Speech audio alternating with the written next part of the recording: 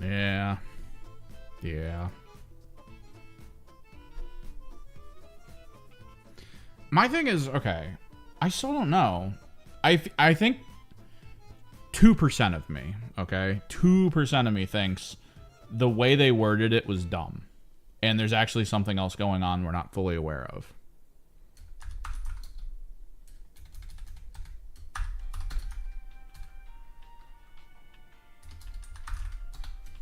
Like when they say we're not updating, maybe that means they're just reaffirming to us that they're not going to give them new ploys and tac ops and all that.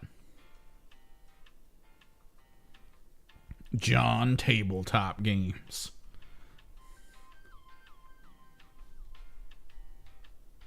All right, here we go. I put out the bat signal as best as I can. Boom. What's up, Volgak? So I moved this microphone so that it's closer to my mouth when I paint. If I bump it a lot, I'm going to be putting it back. Just so you all know. But we're going to try this. Because I do want my... I listened. Audio was okay. But it wasn't like... It felt like I was in a room. Like a big echoey room. And I kind of want to try to like straighten that out a little bit. But it is in a very weird spot. Which I can probably kind of move if I raise this up and drop. Hang on.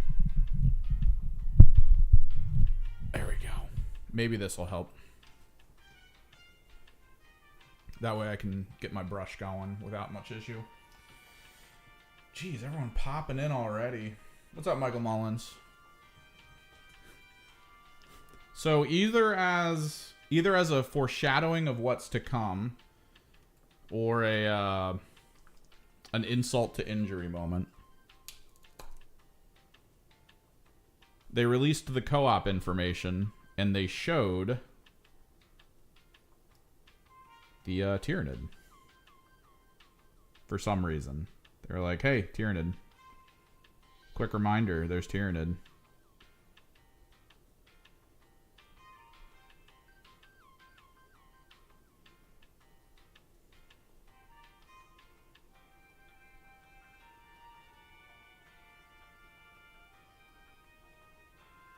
So now there's this weird level of, what the hell is this for? It could just be straight up units they design explicitly for co-op. That is, of course, an option.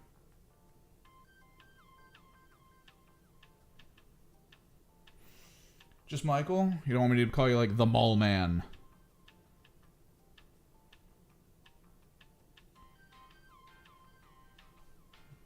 The Mulpocalypse.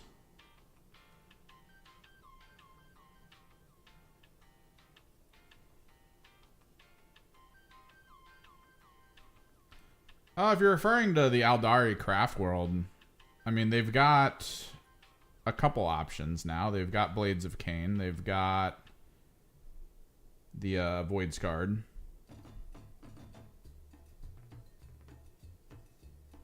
So you've got some options. Yeah, not a ton.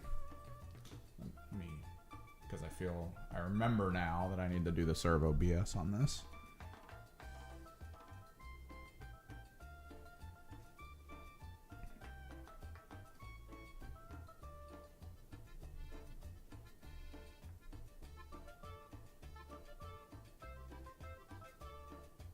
Meanwhile, Nids only have their Compendium team, so... Same thing with Death Guard and Custodes. So if they're saying they're not updating them, it's like, maybe that'll need to be the thing. The only other problem with that is if Custodes get moved up in the same way, where, yeah, they don't update them, they don't give them anything new or interesting, but people have pointed out that Kill Ops explicitly talks about teams that are bare minimum 5 units. You can't do that as a Custode player. Like, well, you can with Sisters, but if the average Custode player is using 4 Custodes because lol. And, yeah, that's not super useful for Kill Ops, so I don't know what they'd do about that. So there's a lot of back and forth, a lot of what ifs, a lot of component issues. where I'm more curious about the outcome than, you know, just general.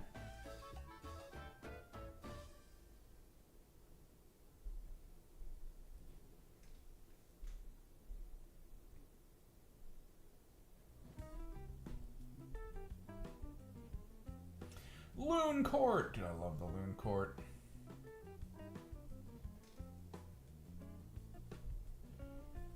I'm just waiting for the Loon Court to go on sale. There's a store near me that's had it for like a year or two now, just sitting on their shelf. And that guy usually, when he goes around the store, if he sees something and he's like, I feel like I've seen this for like 6 times, he'll walk over and he'll just be like 30% off and then walk away. And then I'm hoping I like sneak out of the bush in that moment and just go, yep. Loon Court is now mine.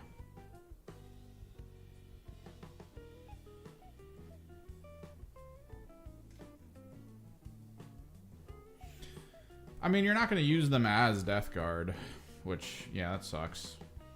You could use them as Legionary. The Legionary rules aren't super far off, and you are going to gain the benefit of fast-moving units. Like, there's a little bit of a positive, but of course it's not like full-flavor Death Guard, which kind of sucks. But who knows? They've also said explicitly that, you know, there's Poxwalkers involved in 3rd edition. They're like, yeah, you could fight off Poxwalkers. It's like, so you're putting one of the Death Guard units in co-op. I feel like it's a hop, skip, and a jump away from being like, and here's the Compendium team.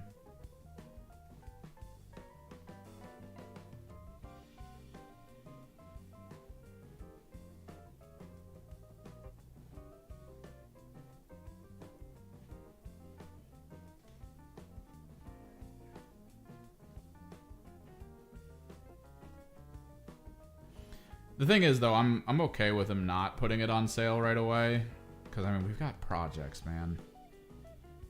I keep forgetting that I have Genestealer Cult stuff I want to paint, but I haven't painted because I don't necessarily need it.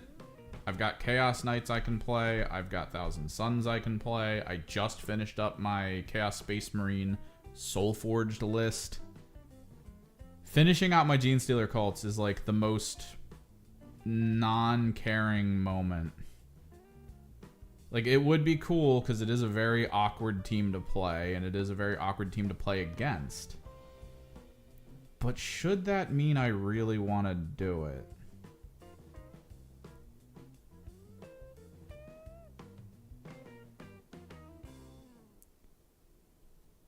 Because building a ton of different armies is great. Mastering none of them is a horrible idea.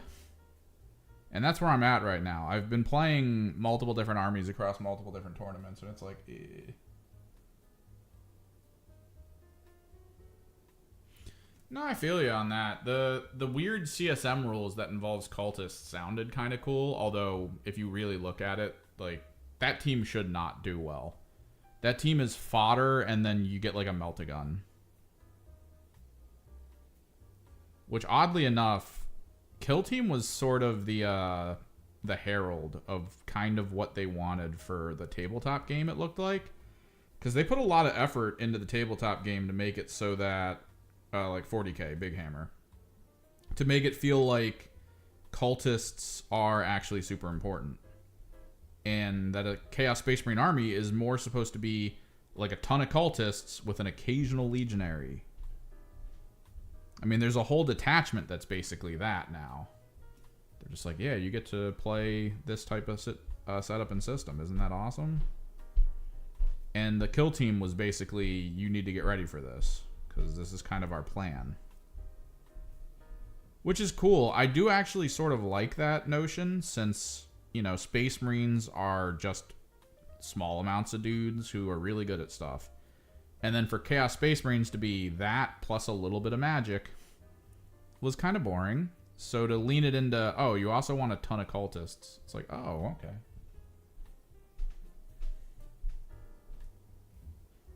I kind of get this now. I kind of, oh, Jesus. I kind of understand where it's coming from.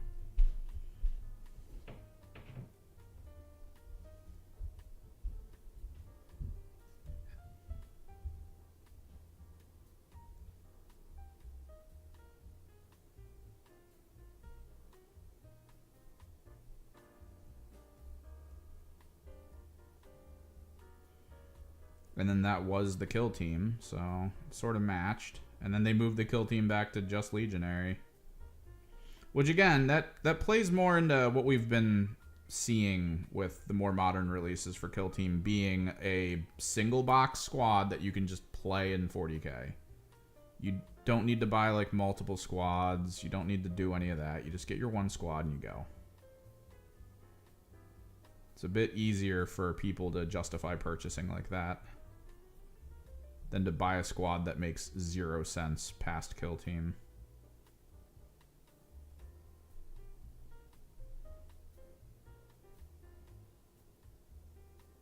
Crossplay, ladies and gentlemen. Crossplay.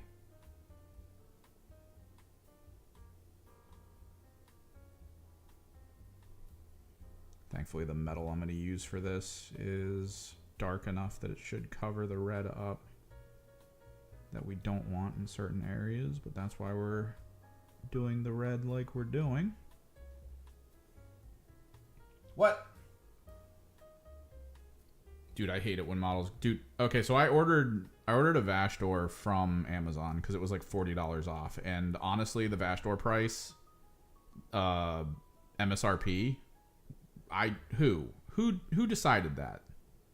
Who decided that? Where do they live? Give me their address. I want to go talk with them. Like, goddamn, it's $200 practically for a single Demon Prince. Like, why? So I ordered it from Amazon for like $40 off. And I followed the tracking, and it kept up. It was like, yeah, it's on the way. It's on the way. It's on the way. And then it was like, it's there. No, it wasn't. So I had to work through and get a refund, and oh. I hate it when that happens. This stuff is too expensive to not get shipped to you.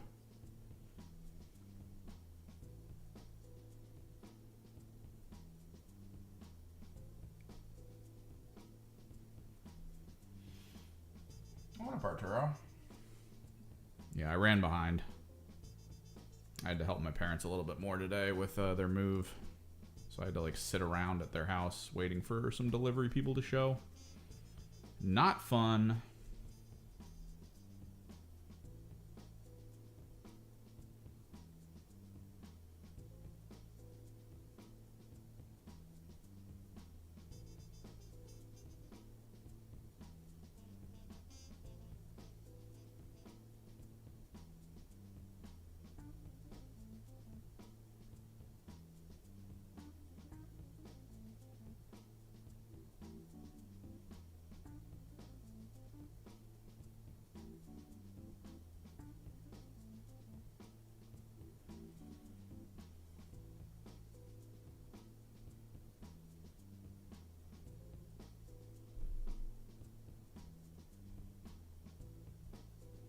There's a few specific resellers in the US that are good to go with. I should check them more often. I don't. My buddy tends to buy a lot of boxes from them because even for the box releases, like the upcoming Hivestorm or Hiveswarmer, I can never remember. I think it's Hiveswarm. The upcoming Kill Team release. I keep wanting to call it Hivestorm, and I'm pretty sure that's not right.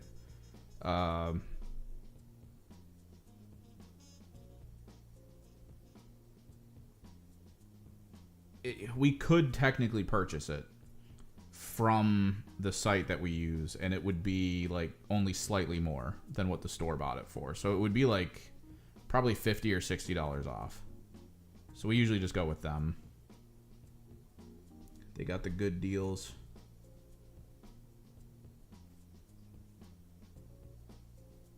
Need to make sure the back of the shotgun is hit.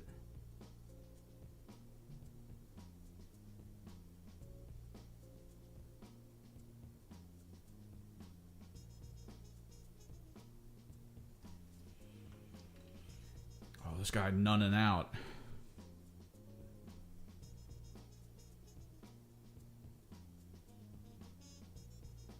When when these guys are done, I think we're going to build the neophytes.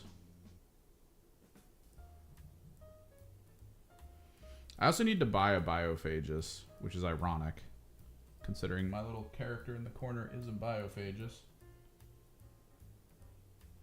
No, Kill Team needed to be more killy. There's a lot of people who don't like the caginess of it, my friend included. He actually gets really bored with the game because, like, the first turn takes a while, because if you mess up your first turn, you're going to lose. And the first turn is most likely 80% movement without actually killing anything. You are lucky. If you've watched any of my battle reports, you've seen that maybe once in the turn, I'm able to shoot or fight something.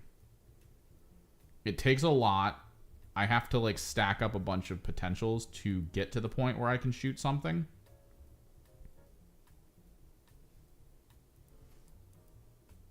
But then once I do, it's like, that's it. That's your one fight for the phase. And as the editor of those episodes, I can tell you I do not look forward to the second turn.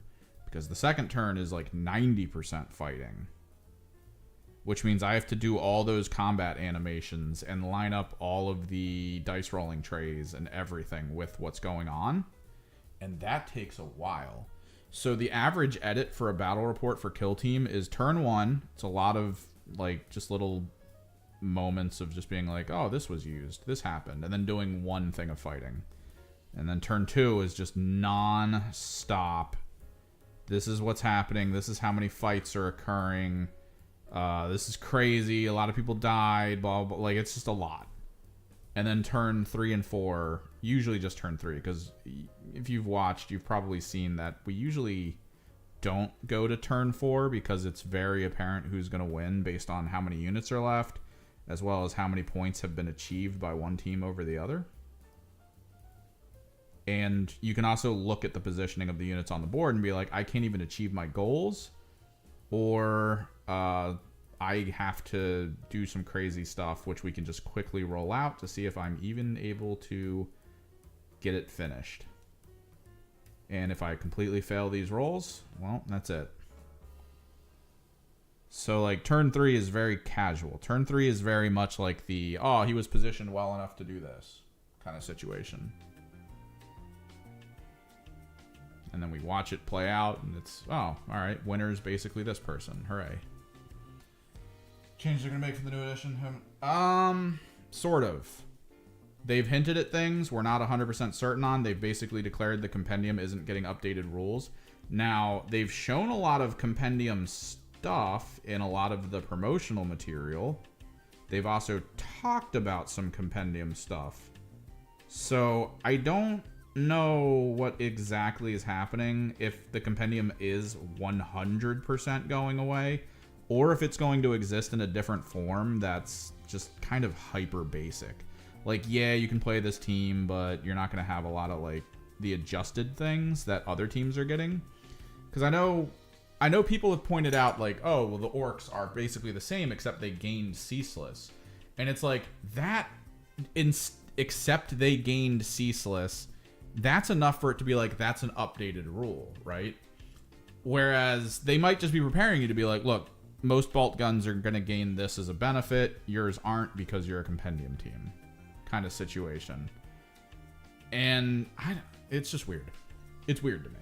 It's fully just odd to think about. It's like GW Gray writing, but for a PR announcement. Now, I'm still running on the assumption that compendium's gone, personally, which sucks because I do have a legionary team and a Death Guard kill team, which means now I have 2 legionary kill teams. So if I ever plan on running a legionary that's heavy Nurgle, I can use my Death Guard for it. But now I also have a ton of Poxwalkers. And this is the thing, for co-op, I don't know if I have enough Poxwalkers for co-op. Because if they're like, you can have 10 on the field, it's like, well, I don't have 10. I gotta look at this. I gotta figure out how many I actually built and what they can do. Because I think I only built to the amount that I needed.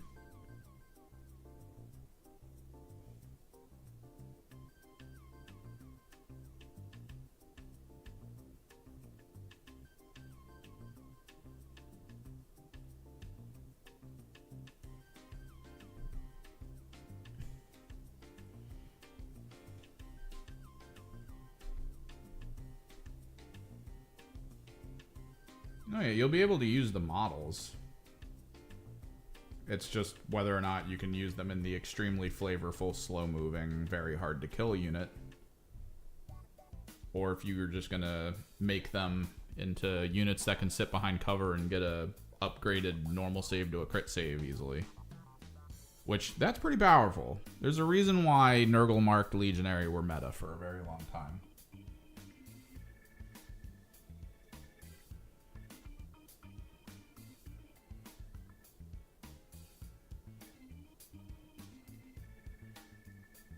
Can't stop things from scoring if you can't kill them.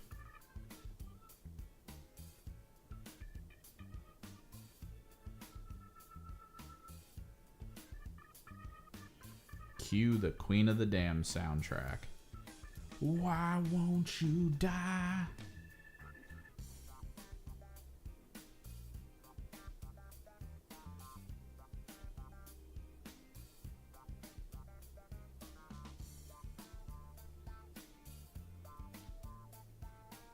Oh, dude, I'd love if that's the announcement, right? Like, if at some point in time this season, probably closer to the holiday, they were like, oh, dude, Emperor's Children kill team in preparation for the new battle boxes coming out for Emperor's Children.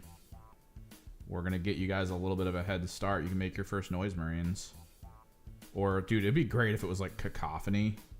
If that was the kill team. If this was the first 5-man kill team and it was just Cacophony. And they were just super powerful. With completely adaptable ranged weapons. Able to shoot in combat. That kind of stuff.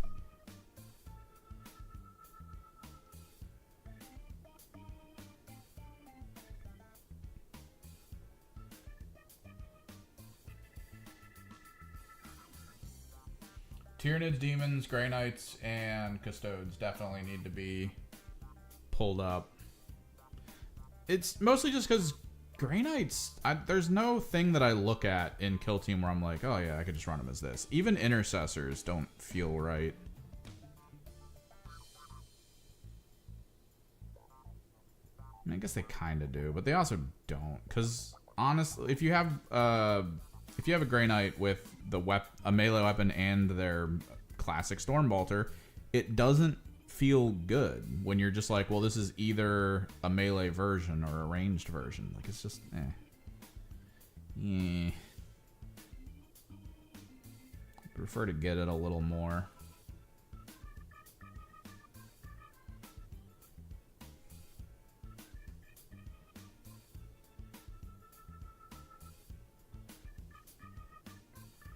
You're telling this to someone who, before coming back, the only Grey Knights I knew were all pewter. Those Grey Knights were crazy. You could kill a person with that, with like a single Grey Knight from the boxes back when they were pewter. They were so heavy. I remember we bought a box of them because my friend was like, I really want to get into Grey Knights. I love the idea of like super elite witch hunter-y type people.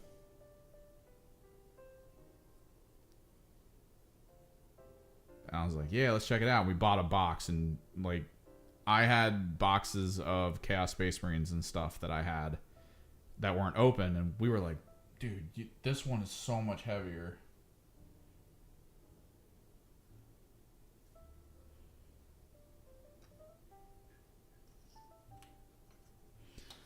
That was the thing. This was before the teleporting and psychic powers. Well, you kind of had psychic powers. There were some.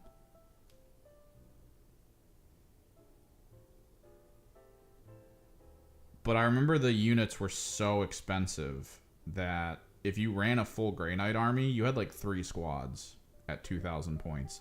They were the original Custodes in 40k.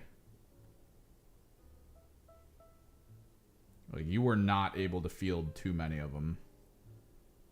The whole point was, if you were gonna use them, you would use one squad, basically, and then try to build other stuff.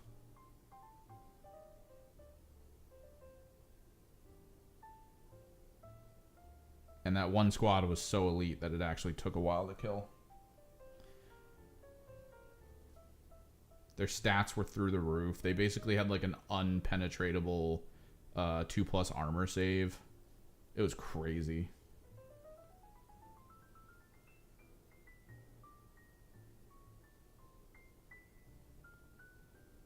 It was kind of the herald for me that Space Marines were going to be the love children of Games Workshop for a very long time. Because they got all the cool stuff. It took Chaos forever to get their hands on a blast template, like a large blast template. It took us very many seasons. I don't think you're getting, well, okay. If you're looking for a squad that has the equivalent of Terminator armor, play Warp Coven. Not even kidding, play Warp Coven. Warp Coven against any gun that's lower than 3 normal equal to or lower than 3 normal damage, you have a 2+ save. And you have a 5+ invuln.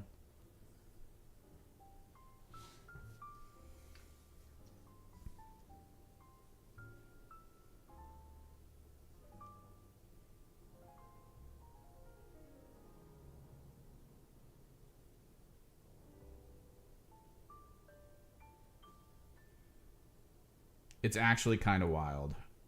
Like, Warp Coven are more elite than people understand, and they're so hard to play because of it. Because all of their elite nature requires so much out of you, the player, to know where to put units. And it's so super limiting. They've done a lot to try to make them viable over time. They made it so that the AP on the models is kind of better, just in general, so that you can defend points a little bit easier. They've done a lot of work, and I like the results. But we still don't see them in, like, top 10s. I know Glass Half Dead was playing Warp Coven for a while, and he went to a couple tournaments, and he just didn't do well. And, yeah, I think it's literally just because of Warp Coven. There's just too much going on, whereas every other team is like, hey, that's a nail. I'm a hammer. Let me handle this. Warp Coven's like, that's a nail. There's some sticks over there. I'm going to have to go over here to get a stone. I guess we'll get some plants together, make some fiber so I can, you know, get a rope. And we'll have the greatest hammer of all time. Custom made by me. It'll just take a while. Which, that sucks. It sucks, but it's fun. Like, I love doing that. But yeah, it definitely sucks.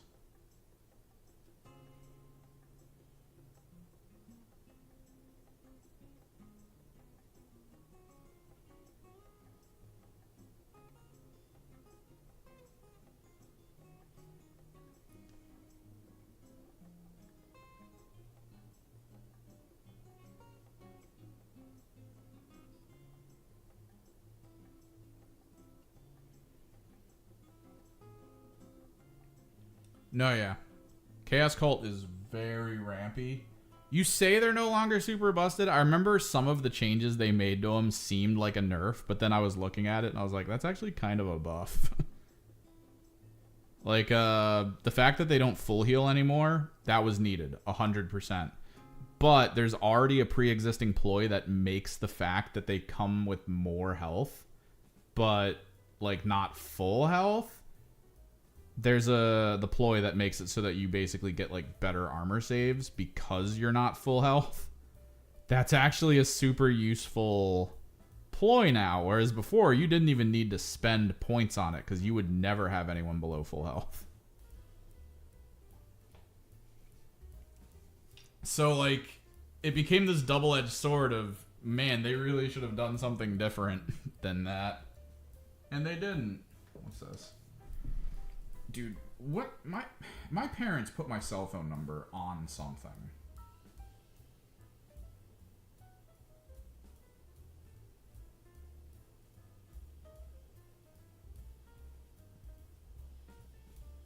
Like, they signed me up for something, and every 2 minutes I'm getting political ads on my phone. I have to block so many stupid amounts of numbers. And I know if I tell them to stop, because they're usually like, say stop to get it to stop. No, they're not going to stop. They're just going to verify that I'm an actual phone number. And they're going to just get back into it.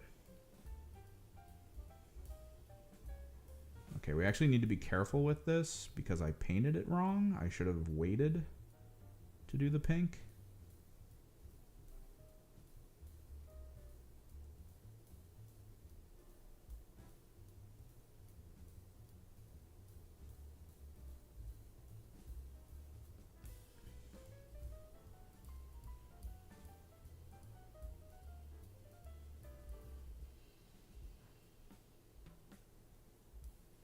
No, yeah, they were busted as hell before because you didn't even need to use your ploys outside of the one that auto hits people. Like the auto hit one was great, but beyond that, you didn't really need to use anything. I'd always conserve my command points for when one of my guys died so I could blow it up.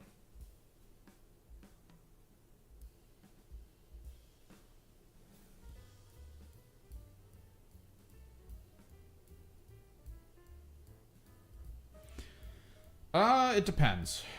Not everything is a one-hit kill, and medics, they do get that one-off medic ability. Usually it's so you can put a medic next to your heavy weapon that's sitting on like an overhang or something. The goal is to try to get a medic in a position to just make sure your good weapons, like your plasma guns, don't die, right? It's the whole point of it.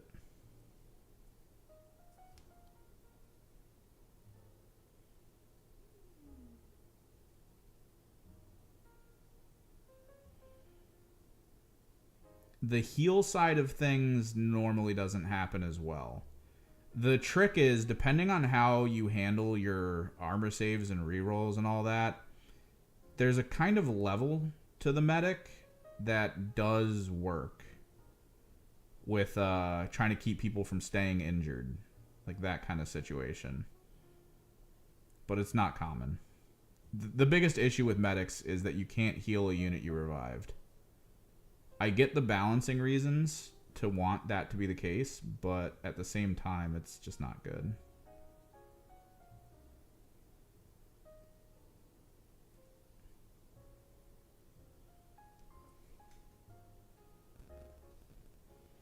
Nine times out of 10, though, if I'm trying to build a squad to take to a game, and the team has a medic, if there's something else on the team that even puts out slightly more damage than a medic, I'll usually not take the medic.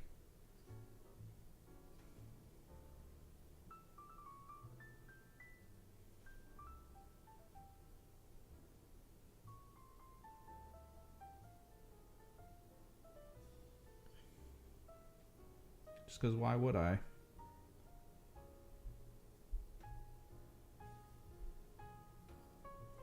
That's why most medics have the basic warrior loadout, and then they're just considered medics.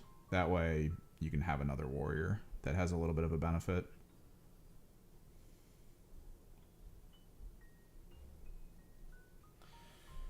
Oh, the plastic addiction. I'm going to need it. All the money I'm getting is going to vanish the moment the Emperor's Children come out. I could feel it. Then you guys are going to get weeks and weeks and weeks of streams because I have plans. I actually found the heads. I can show you guys the special heads I bought. Because they are cool.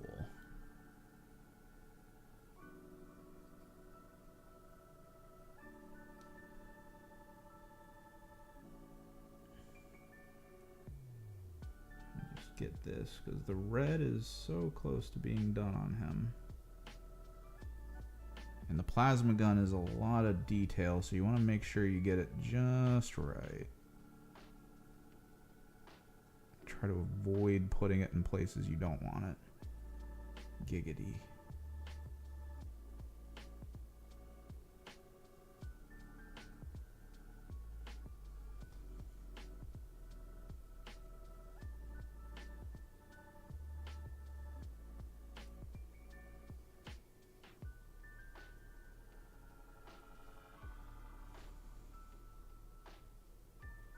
Like, I preemptively bought these because my plan required me to ask the Etsy store owner whether or not they can print them at larger sizes.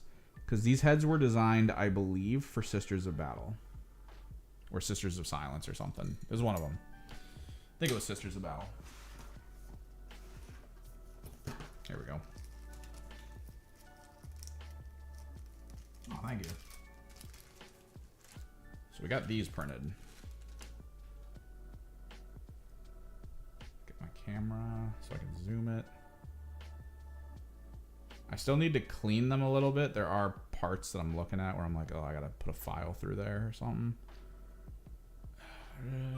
Oh no. Don't do that. Servo?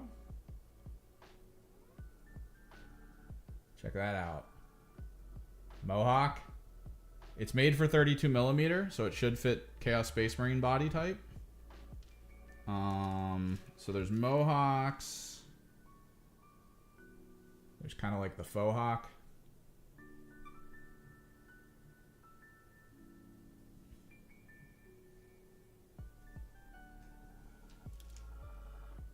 I think these are all Mohawks and faux hawks in this bag, and then I have a second bag somewhere. Here it is. Mohawks, faux hawks. Here we go.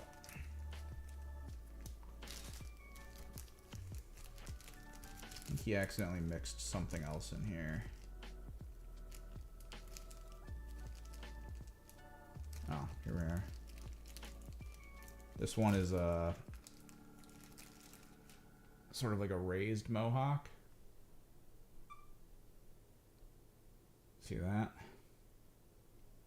It has front bangs and a raised mohawk.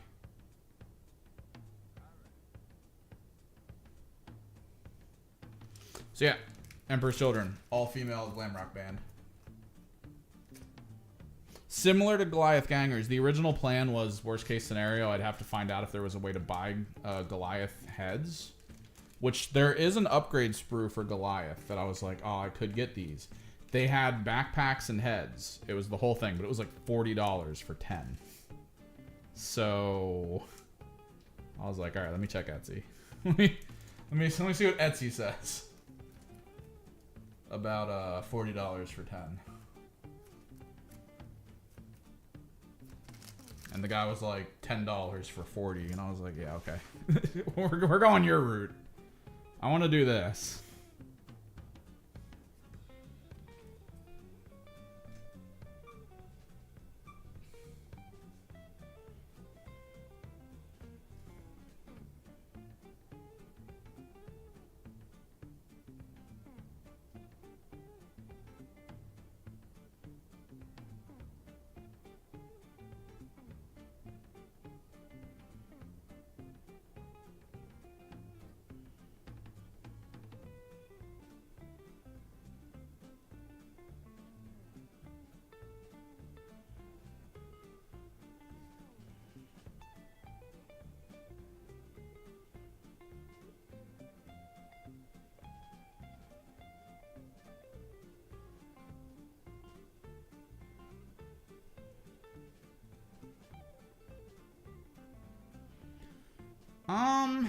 Maybe. The issue, again, wording in kind of how things were revealed. Games Workshop has problems writing rules to perfection. Of course, they're going to have problems writing PR to perfection. And one of the problems they had is that in their release information, they said almost all boxed teams will have updated rules. That word alone gives me enough of a pause to be like, wait. Because at the end of the day, they could be like, we don't like Blooded. We got rid of Blooded. And it's like, what? Why did you get rid of Blooded? Blooded are cool.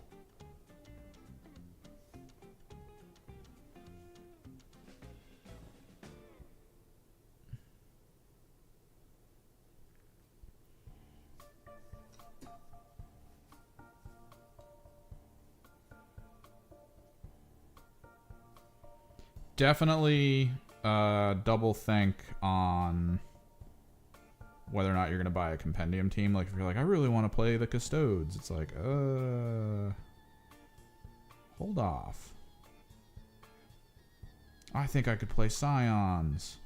Obviously, Scions are going to stick around since the Inquisition has access to them as auxiliary. They might move it to the Aquilons, or the Aquilans. Aquilions. At which point, you're screwed. Starstriders are good, but we also don't know any of the augments that are going to happen, right? Because the rules are going to get a little bit of a shift. They just are. Rules are getting a shift. We've already seen Orc Boys, like one of the Orc models. His rules gained, I think they said ceaseless, someone said when they were pointing it out. It's just, you now get a ceaseless Orc instead of just a regular Orc. So there's a level of it where maybe something big enough is going to change where you're going to hate it. Because we don't know. We just don't know. Anything can adjust in any way, shape, or form right now in a system where we're like, oh, that got rid of something I really wanted to do. So you might as well wait and see. And the thing is, you're going to just see, right? Like, they're going to put the stuff online, so you'll be able to go, oh, let me double check all this. Let me compare. Me 100% verify that the rules shift is something I'm okay with.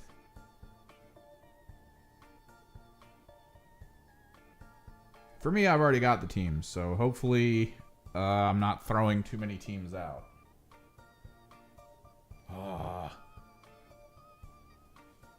People out here buying things when you shouldn't be. The thing is, none of us would have known, honestly, which sucks.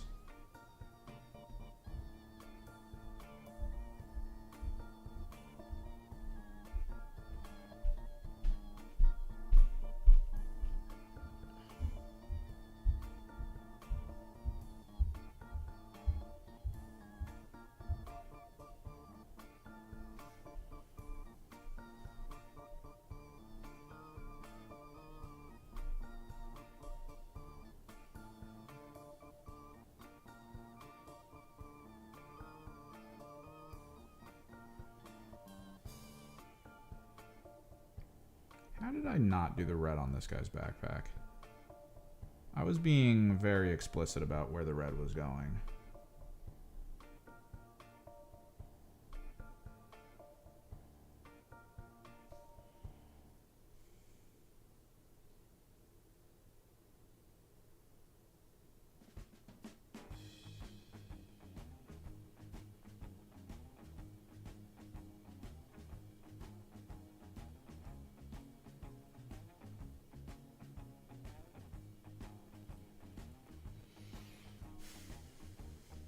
Well, hopefully you can run the sisters as other things. Sisters have, I believe, the same size bases as, I want to say, intercessors.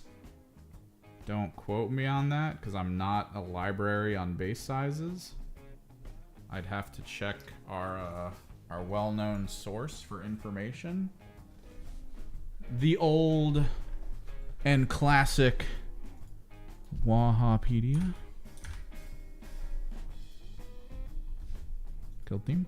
Anybody else notice that the Warhammer community page now has the anti-DDoS thing up on it, where it like has to take a second to load? And it's like, are you a human? Are you a human or a Necron? Yeah, sisters are 32. So you can technically run them as intercessors. Technically.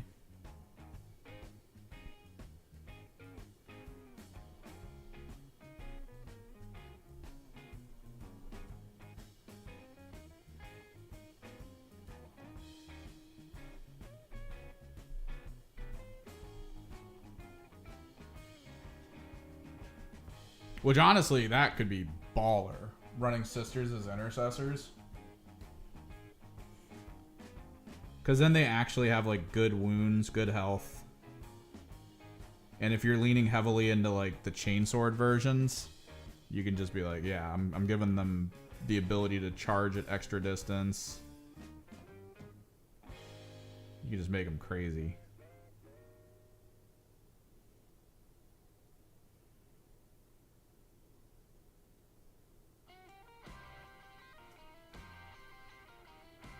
Why is this under the jazz title? Definitely said I want to listen to jazz. And YouTube was like, yo, we got you. 100% we're going to give you all the best jazz.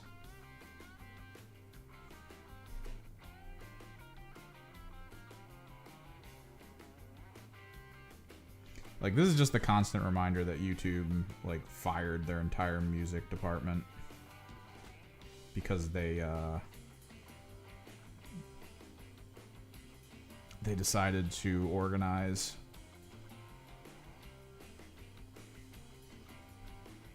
And make a union. They just fired them all. Now you get frickin' this under jazz. If you select that you want to only listen to free music, like the top of the free music chart has a song you have to pay $40 to use. Like, you select free and it goes, cool, pay us $40 basically. It's like, all right. Something's wrong here. You guys put an intern on this, didn't you?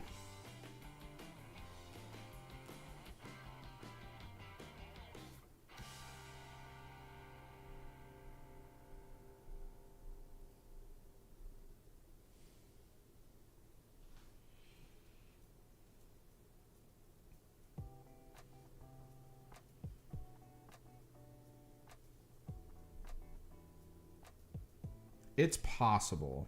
It, like, there might be something that the compendium stuff can do. At the very least, they've shown us pictures of the Tyranids when they talked about co-op, which could just mean that they've changed the statting on the units and made it so that they're co-op functional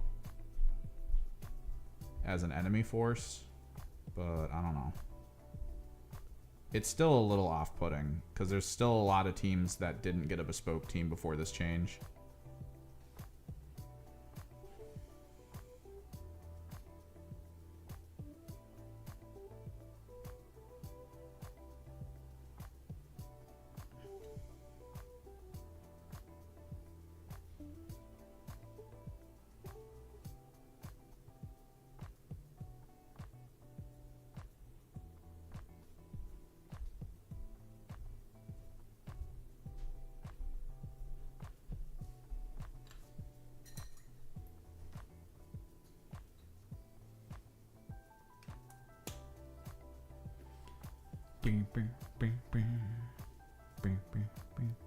Gotta remember to do the piping.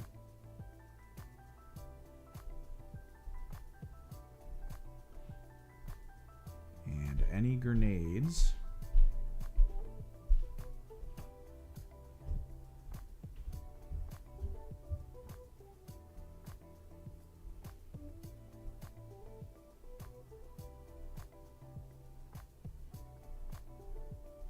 We'll do the monitors and screens later.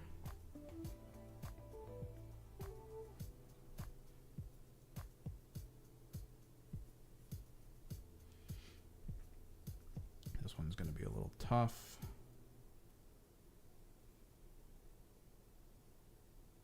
Gotta get specific spots.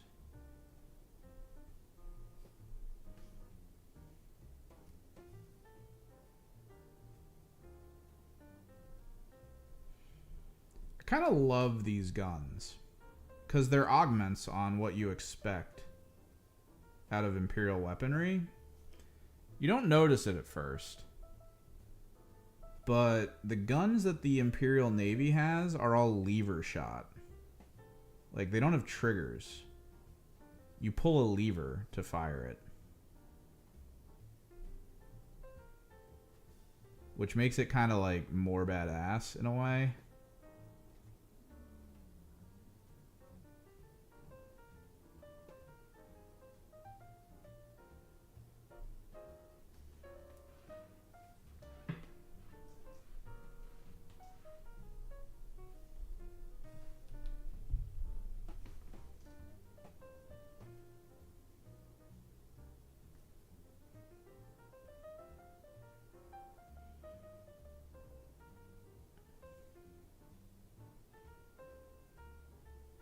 Because, I mean, this could just be a small trigger. Like, there's no reason for them to just go, oh, yeah, we needed to install a whole-ass lever on the weapon. It's almost like a hard flex to be like, yeah, man, I use the gun that has a lever trigger.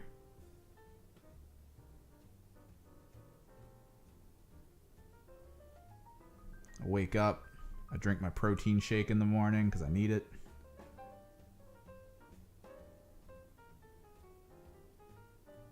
Because, man, firing this plasma gun, it's a workout.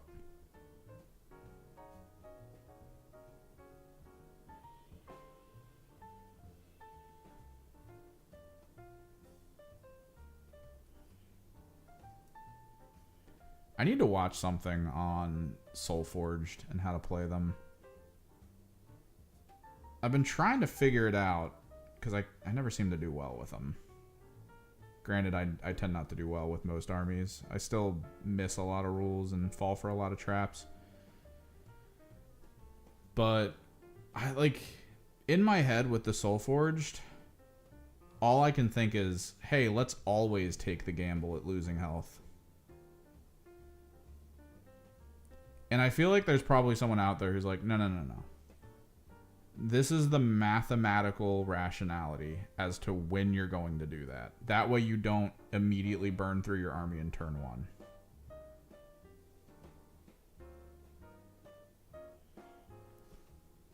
Because I feel like if somebody told me out loud who was doing well with the army, if they were like, look, man,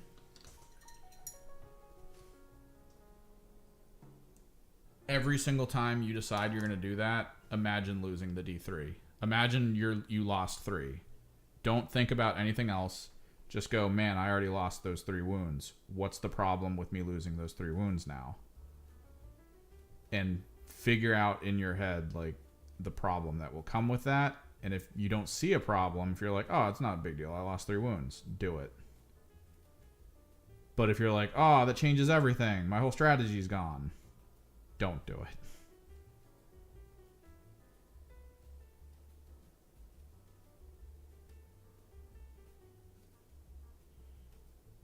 Because I've had so many moments where I'm playing them and I'm just like, oh man. Hopefully I don't take damage here. That would suck. And I just do it. Probably helps with the gloves. I imagine these are very thick gloves, which is very awkward for this guy who doesn't have a hat. You know, bald head in space.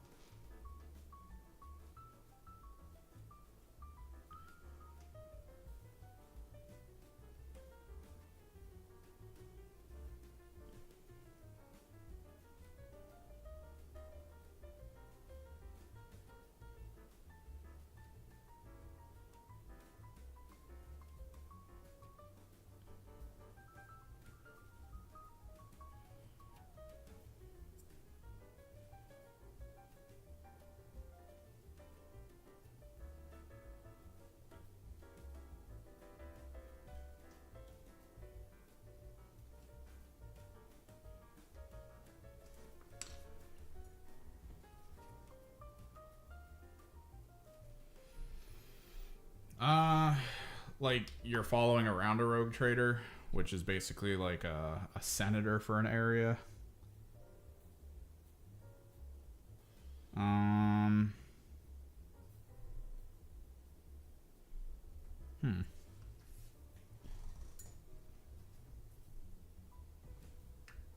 What about a rogue trader who is being, I guess, courted by the Tau Empire for them to join him?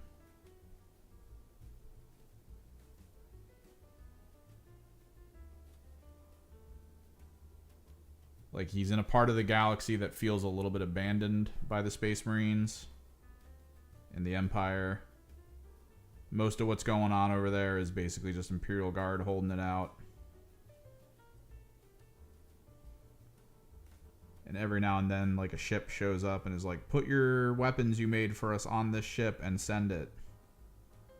But, like, that's about it. Every time someone shows up, they're like, dude, we just got hit more by orcs and on this side, and we've just heard word of Necrons over here. But, you know, like, not actually referring to them as that, just because a lot of the times across the galaxy, you don't actually know what the things are. You're just like, word of robots that seem to destroy things with green light or whatever. And it's just constantly being like, we need help. And then all of a sudden a ray of hope comes out, and it's the Tau Empire. And they're like, join us for the greater good. And it's him kind of discovering what the greater good means. You know, mind control. That kind of stuff.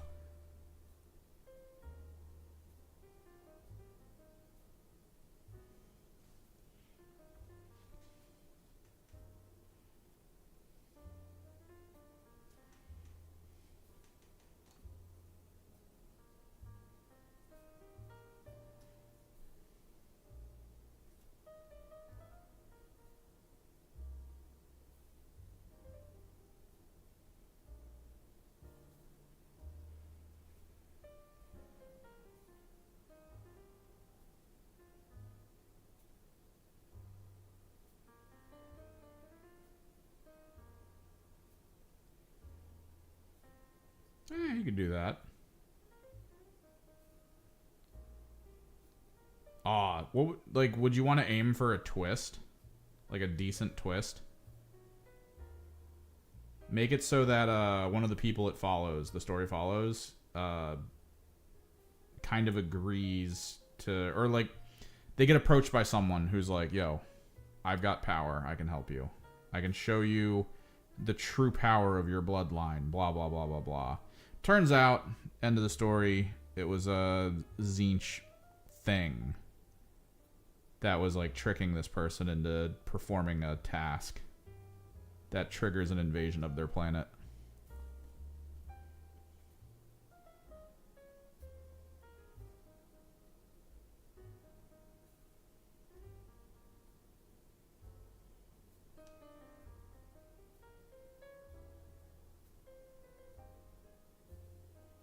Like a demonic incursion or something.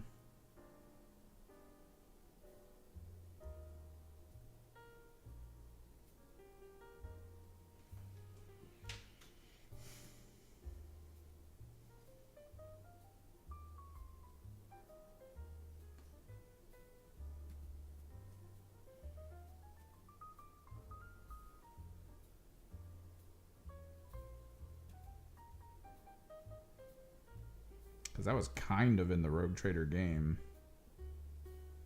There was one of the different Rogue Traders had a Chaos Cornate cultist in his retinue that he didn't know about.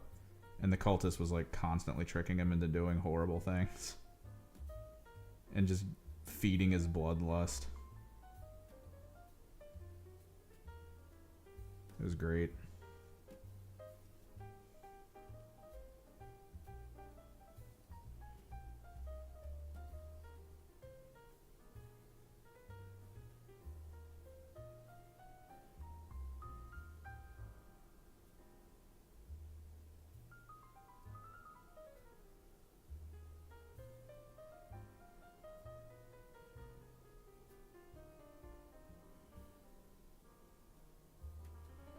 You could also lean super hard into Eldritch horror, because now that the whole Eldritch horror genre is like open source or whatever, it's like free for kind of an open market to use. Even Games Workshop's like, yeah, Chaos Gods, it's Eldritch horror. Like, they were finally allowed to say it. So you could think and dip into like some Eldritch horror concepts of the universe.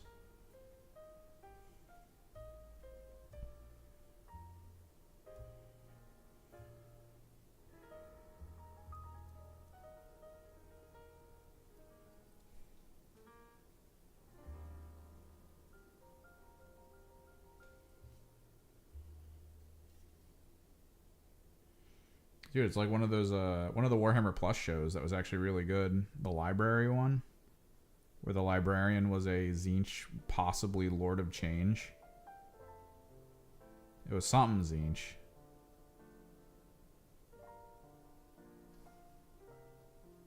And he would turn people into books. And then hand them to what looked like Inquisitors to read to the public.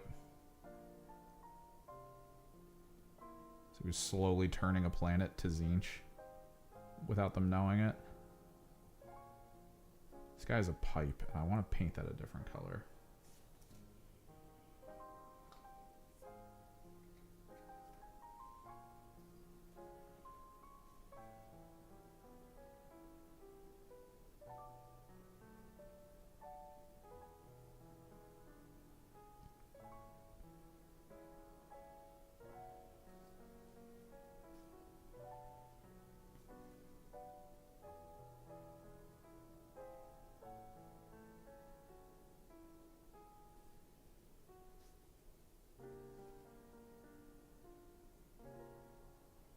Yeah, if you're trying to write a Rogue Trader book, they could come across an Inquisitor. Inquisitors and Rogue Traders tend to cross paths a lot. Because that feels like it's probably one of the most fragile ecosystems in the universe of 40k is, you know, Rogue Traders. Very easy to manipulate. You need to always be double checking that they're not like giving in to some chaos schemes without knowing it.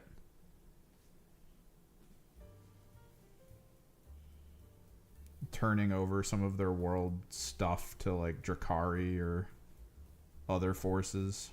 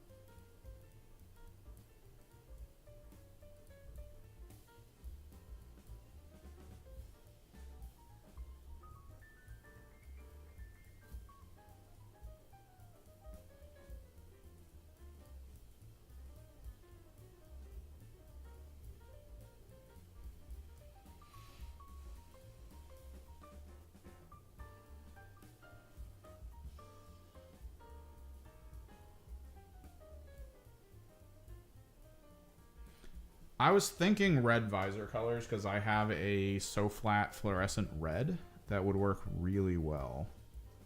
But I don't know because there is already red on the model. So it might be too excess, but if I want to go something else, I'm going to need to like enhance it with some kind of white. So it makes it more flat. Or I just have to pre-paint all the spots on the visors white prior. It's going to be one or the other. There's a couple units here that have extra detail. I'm going to try to separate them. Like this guy needs the handle on his axe.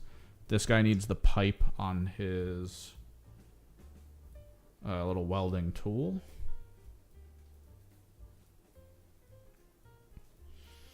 I'm not super into the lore, as some people have probably surmised. I'm only kind of into the lore. I would consider myself a passing scholar of the lore, because a lot of the people at my local store will be like, I just finished this book. And I'm like, that's cool. And then they'll tell me about it. And then they'll tell me about other books that they read prior, which are kind of tied to that book. And they'll be like, that was interesting that this happened. And I'm like, cool. And now I know all that information without having to read all the books.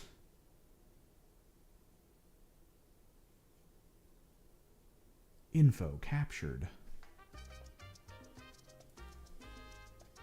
This is not jazz.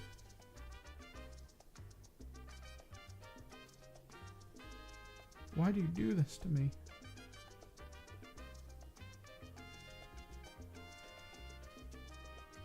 Whatever, we let it ride.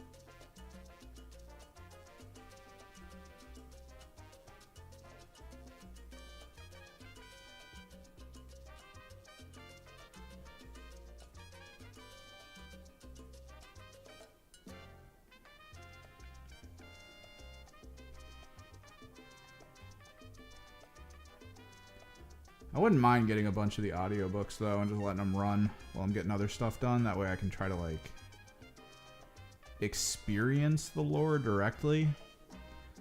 I would be going into it kind of knowing full well that it's not like a complete system. There's a lot of retconning. There's a lot of like random stuff that's been written by certain authors who are just like, whatever.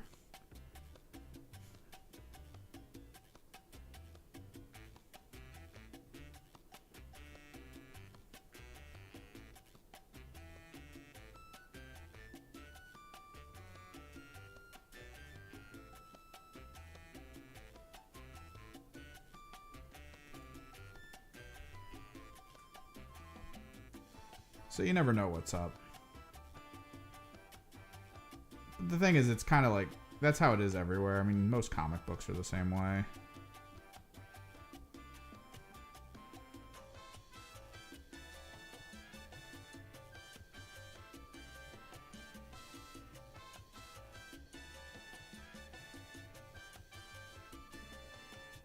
A lot of it's just saying, what if, and then going with it.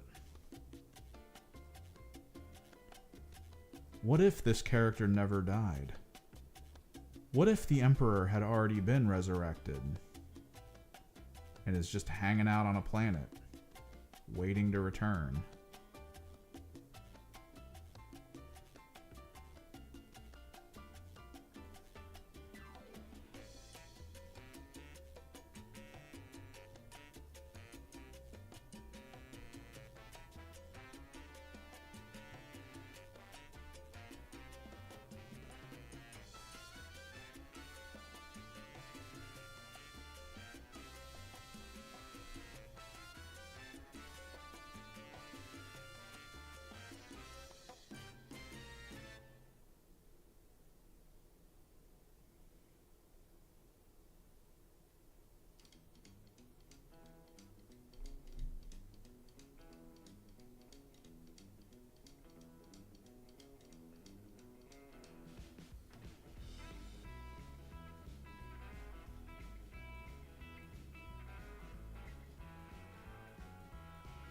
I think if I started with something, it would be based on what I play. So I would be starting with most likely the Ahriman book.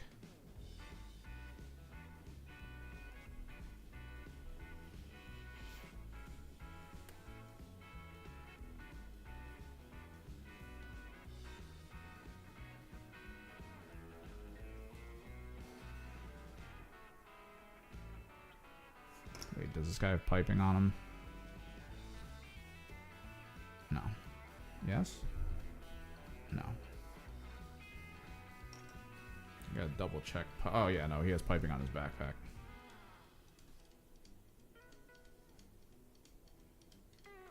Gotta remember, do the backpack pipe.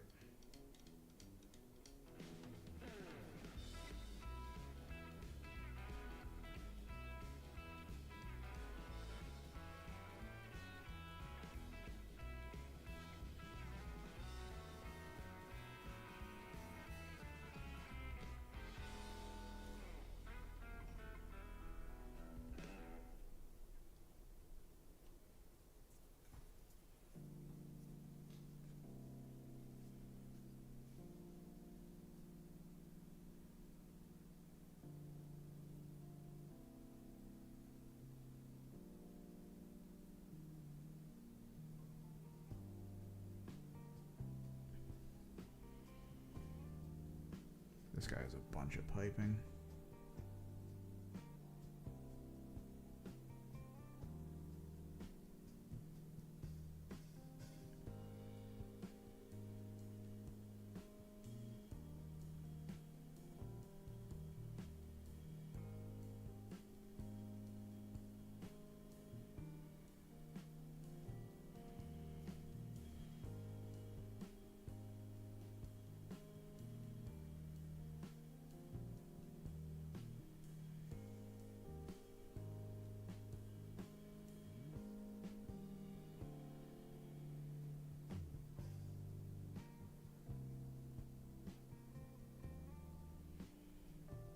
So how do you think they're going to handle retelling people how obscuring works?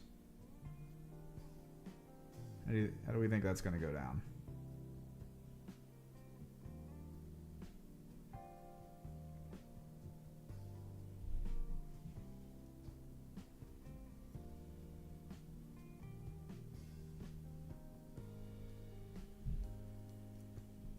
Do you think they're going to do away with it? I think they're going to be like, look, no more obscuring. You guys abused it too much.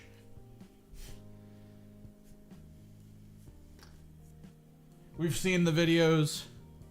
We watched you guys talk to people about how you can put someone slightly around a corner and screw everyone over and not be able to shoot back. We've witnessed it all and we want it gone.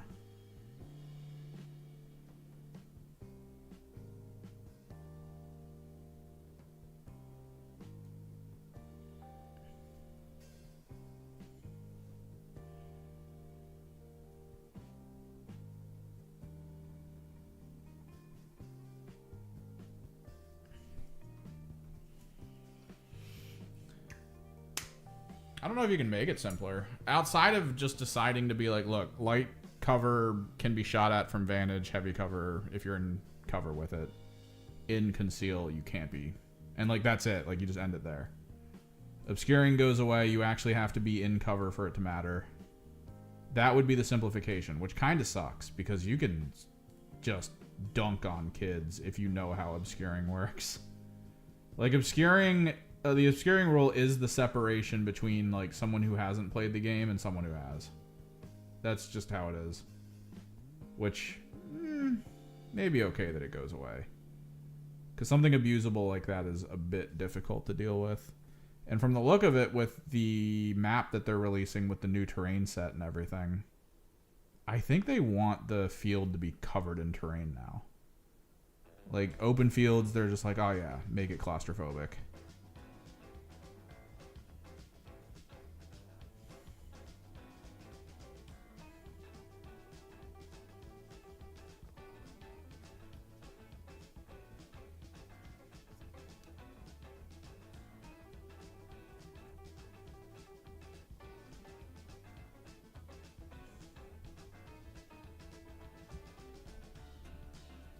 So maybe that is how you deal with it. Just make the field claustrophobic.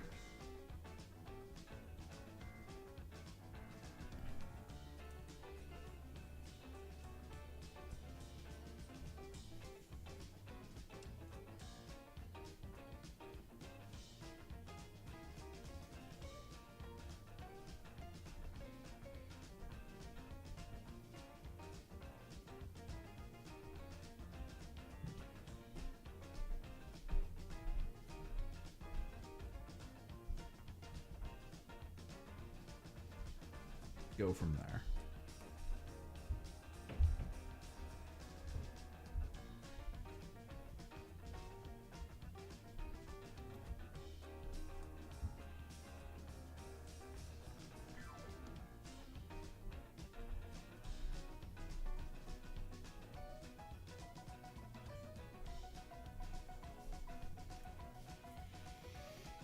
They do need to make the exaction squad better. They need to adjust how the rule works for arrest. It needs to be like a big stun or something that affects everyone. Because the problem is, in most of these metas, you're going to run into a lot of elite teams. The moment you run into an elite team, the exaction squad breaks down. Exaction does not do well into elite at all. And that's a huge travesty in competitive play. Like, exaction is fun when you're playing into, like, light squads and maybe it's a little bit more narrative in function. Like, it's kind of fun to play exaction against cults in a narrative game where it's supposed to be designed more like the actions being taken are sort of a story being told and that type of situation. But you put an exaction squad against Space Marines, prepare to lose. They're going to be in your face. You're not going to be doing anything to them. What, are you going to arrest them? No. There needs to be something else there. Honestly, the arrest function, the wording is weird for me when I look at it.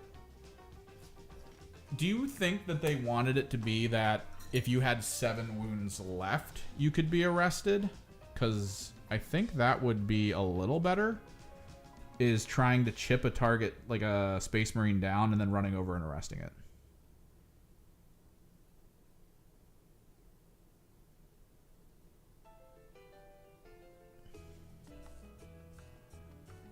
And just being like, ha! You can no longer move. As long as I am next to you, you are done.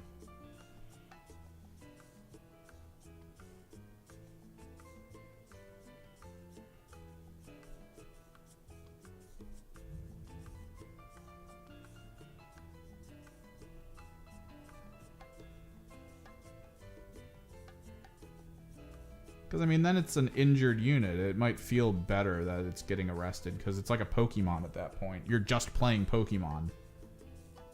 Did you capture a Space Marine? Yay or nay?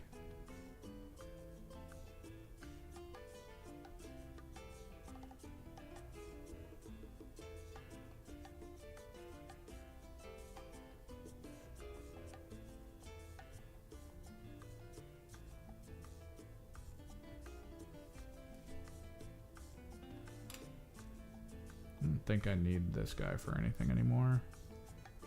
It's just these 3 for now.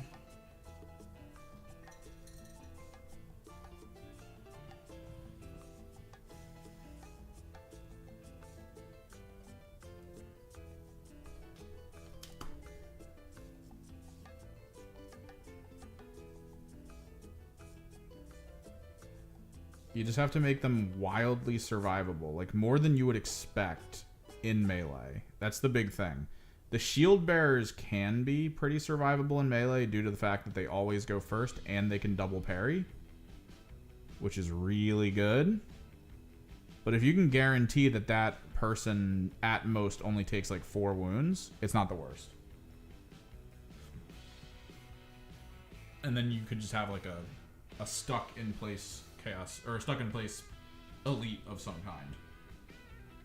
Just unable to do anything. That feels a bit like a victory moment for you.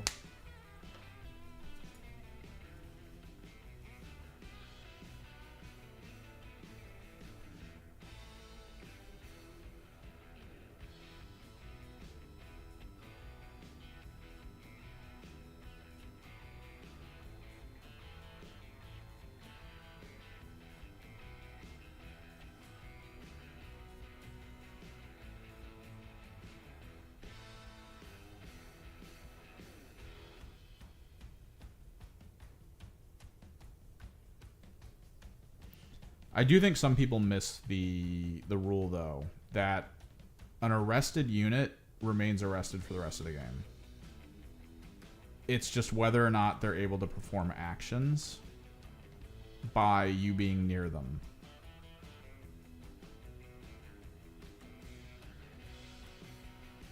So if you arrest a unit and then the unit that arrested them dies, there's still benefit to the arrest, because the arrest remains. And all you gotta do is get another unit into melee to take them out again.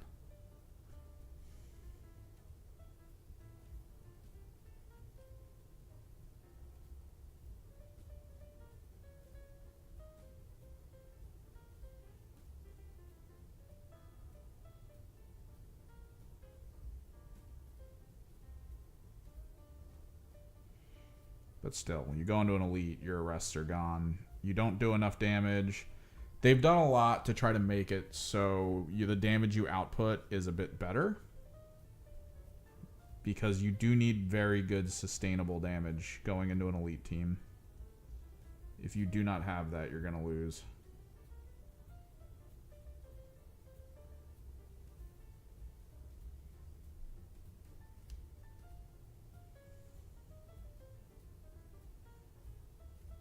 And since the game is being made, quote, killier, you're definitely going to need more sustainable damage.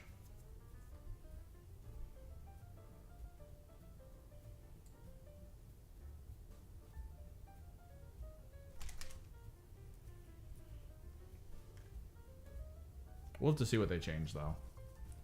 Maybe that's the team. Maybe straight up, the game comes out and they're like, to all you Exaction Squad players, I hope you were planning on playing Agents of the Imperium. Because, we couldn't figure it out. I'm sorry. There are no more Arbites players at all. You guys do not get them anymore. It was easier to do this than to figure out a rule that worked.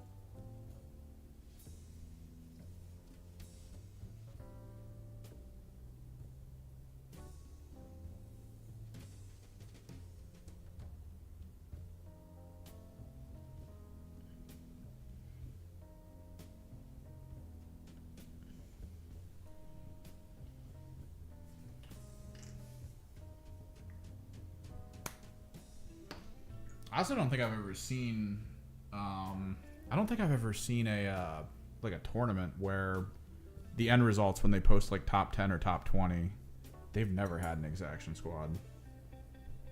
Like I've seen more Warp Coven in top 20 than I've seen Exaction. And as a Warp Coven player, that makes me happy, but also kinda sucks.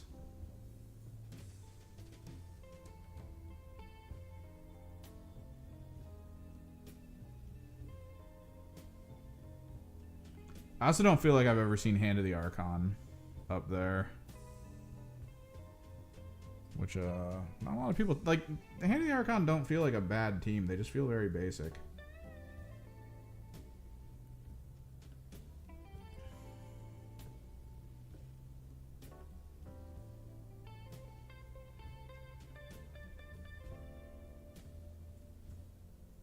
Maybe no one wants to play them because of that.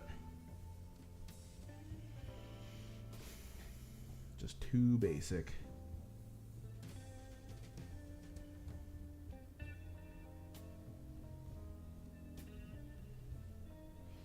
Mandrakes are weird though, because their rules negate other rules. Like changing armor saves to sort of like your, what was it? Your AP or something, your APL.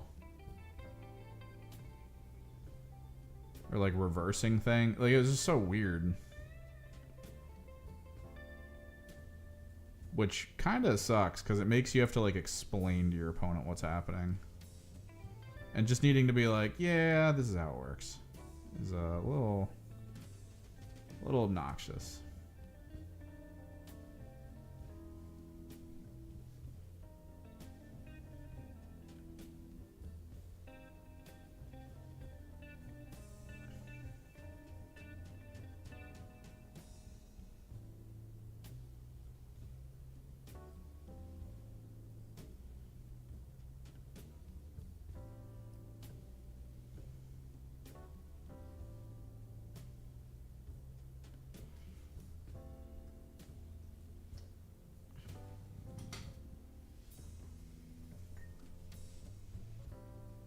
I might get a light yellow. I might pull out demonic yellow and my wet palette.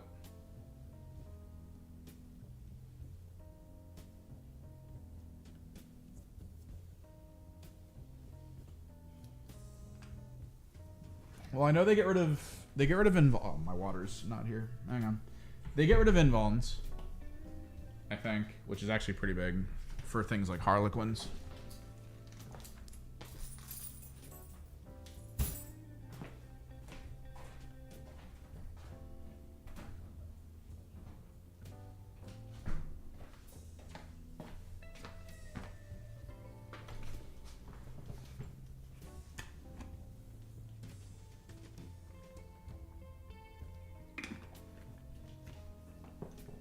They just kind of like fully shift the game, which is weird.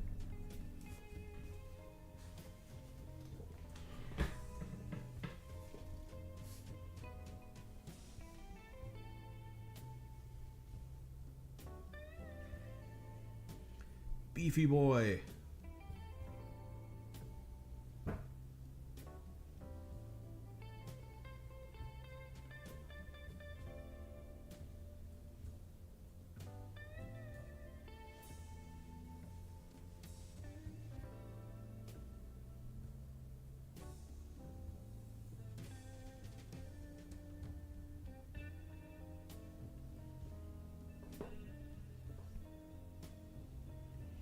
Granted, I haven't played into any. I'm waiting for my local store to start up their month-long league.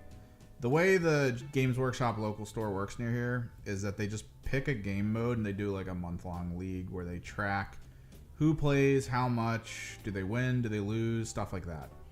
And they tally up all the points earned over the course of the league, and then that's when you get your trophy. The next time you're in, if he remembers and he's like, oh yeah, that guy won the league, hang on. It's kind of a cool way to do it. It's a little casual. I think it's mostly by attendance.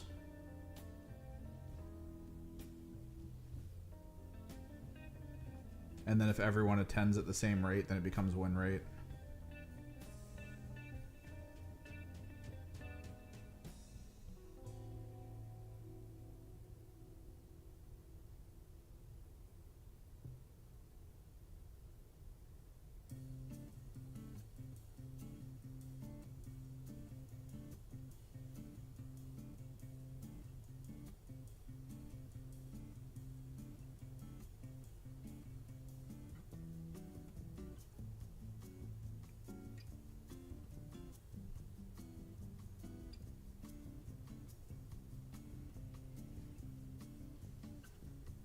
Maybe we'll get some cool stuff for that.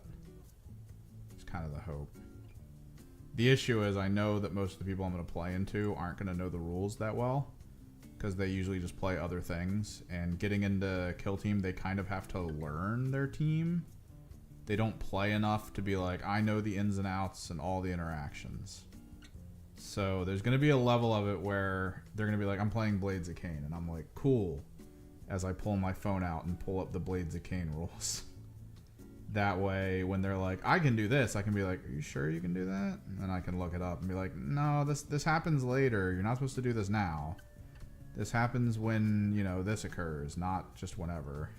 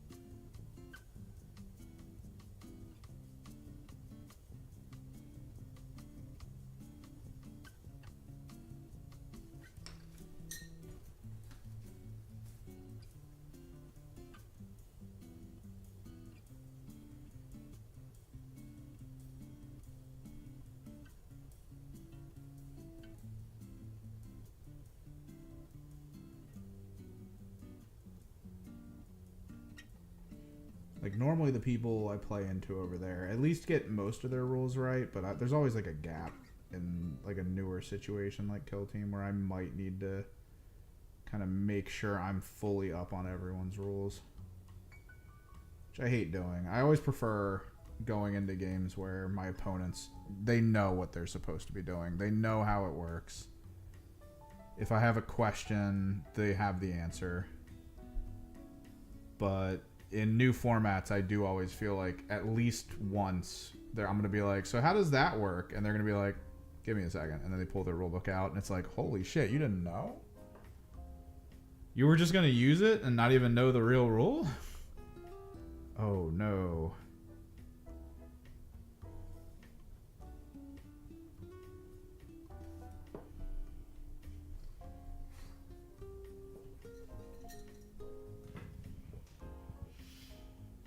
No. Alright, we gotta pick a color for some of the piping. What do we think? I want it to be a color, because I'm already gonna do 2 metals. We're already doing the silver metal on a lot of stuff, and then we're gonna be doing a brass metal as well on a bunch of things, and I really don't want to be like, and the pipe will be a gold metal. Like, that's... it's too much metal. We're a little overdosed on metal right now.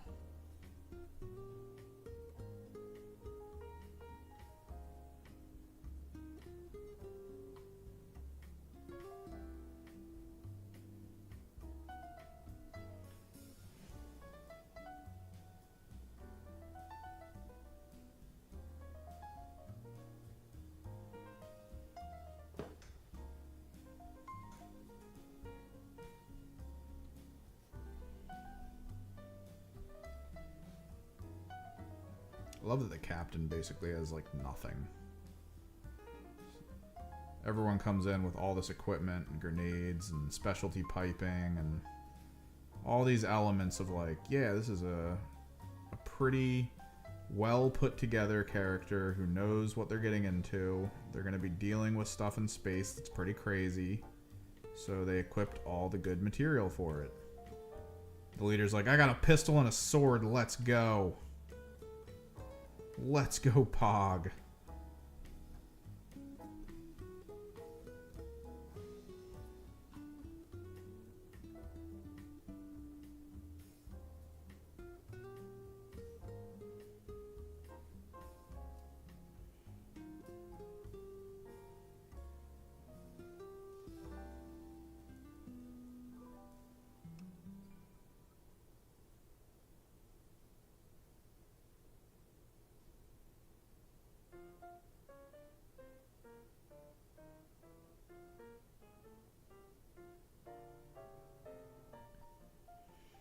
We ragtiming?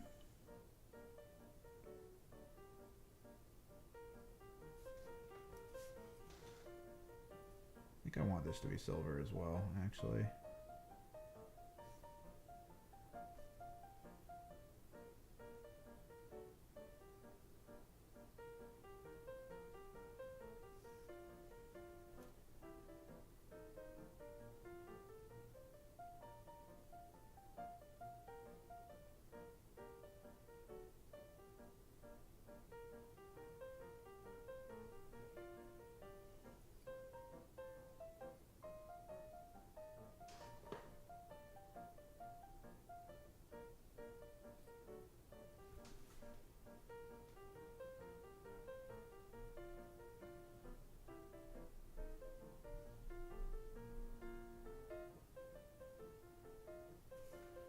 So how long do you think before we actually get a Nid team?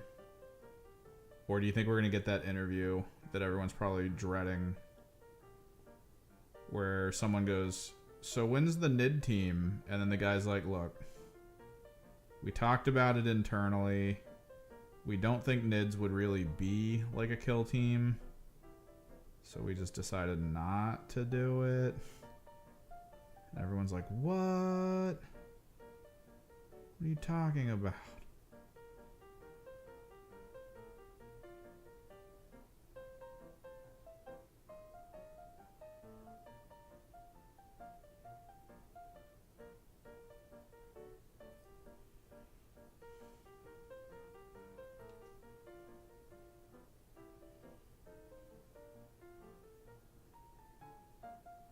we're gonna figure out pipe color. Pipe color.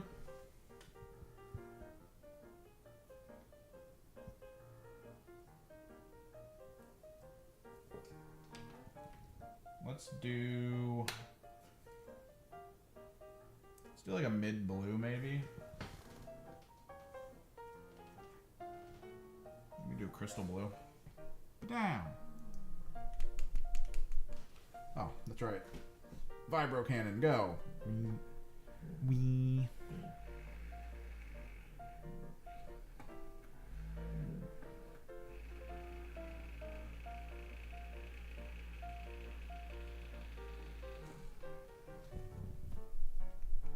Well, you do get a lot of options. It's just there's. Where did my. Oh, there it is. There's this issue that occurred early on in Kill Team where a bunch of content creators were like, hey, your only option is Power Sword.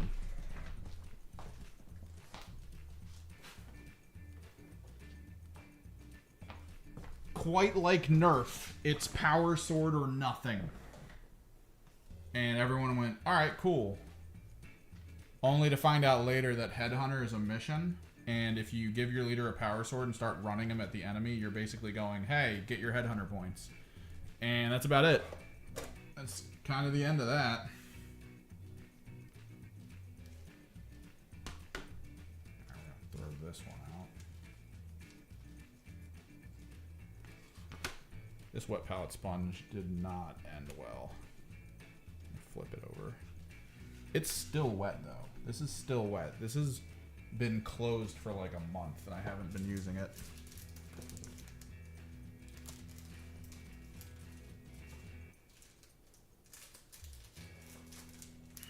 Is this another sponge? That's another sponge. Where's the paper? There it is.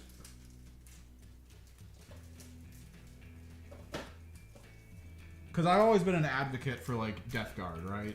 Go bolt gun on your leader. Give him a bolt gun, maybe a power fist. You don't need him with a plasma pistol. You'll get double shoot when it's double shoot time. You can even give him the upgrade for the malefic rounds so that you get the +1 to the crit damage. It's really good. It's really good. You're not going to send him forward, so your opponent's not going to get their Headhunter. Which 9 times out of 10, most of the people I've run into are like, I'm going to go Headhunter. Okay, have fun.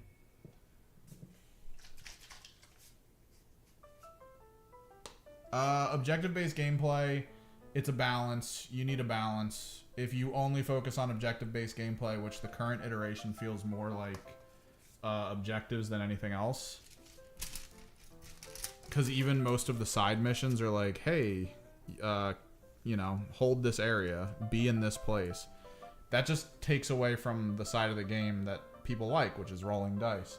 Because the goal becomes, you know, I can sit and conceal over here. You can't do anything to me, and I'm getting points every round. But you do need it in. Like, if it's just a game of KD ratio, then it becomes one of the worst elements you could possibly ask for. Which is people highly focusing only on weapon damage and not what characters can use. Because there's going to be operatives where it's like, well, this guy's great for objectives, but since the entire game is KD ratio, I'm just going to go with all warriors because they put out more damage. And we'll just go from there.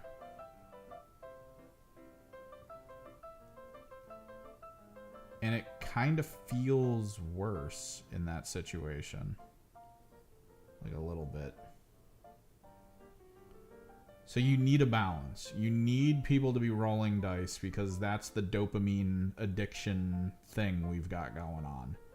Like, I want to roll dice. I don't know about you. But I definitely want to roll dice. I'd rather not play a team where their whole goal is to not roll dice. That's some psycho stuff, in my opinion.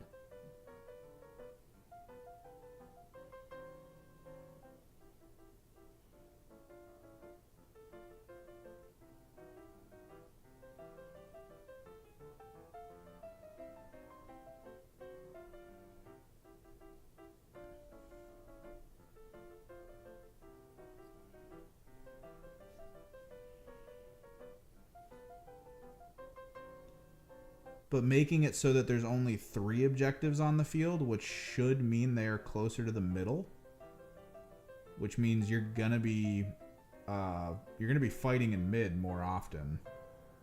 Means it is an objective-based game still, but there's gonna be a shift in kind of like resource management. You're gonna need to know where you want to put your resources and why.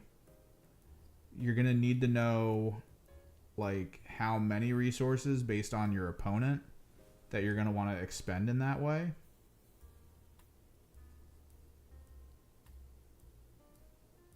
You're going to want to have backup plans for when something you did doesn't play out the way it's supposed to. Because if your goal is like, all right, let me shoot you, I just need to wound you twice, and then it doesn't happen, what's your backup plan? Do you have a backup plan?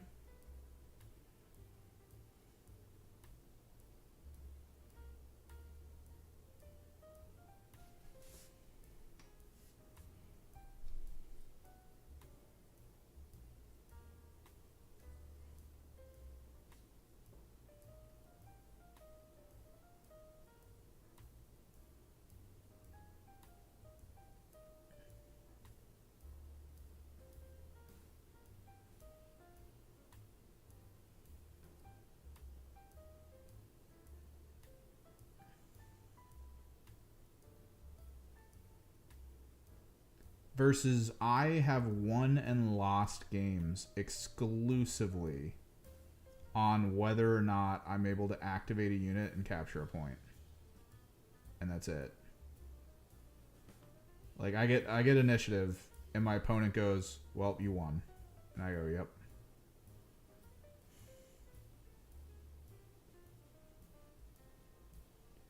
And it's all because of objectives.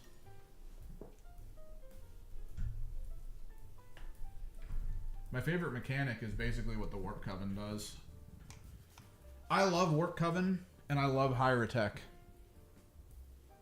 And I love them explicitly for the fact that they are some of the few factions in the game right now that have abilities that persist between turns.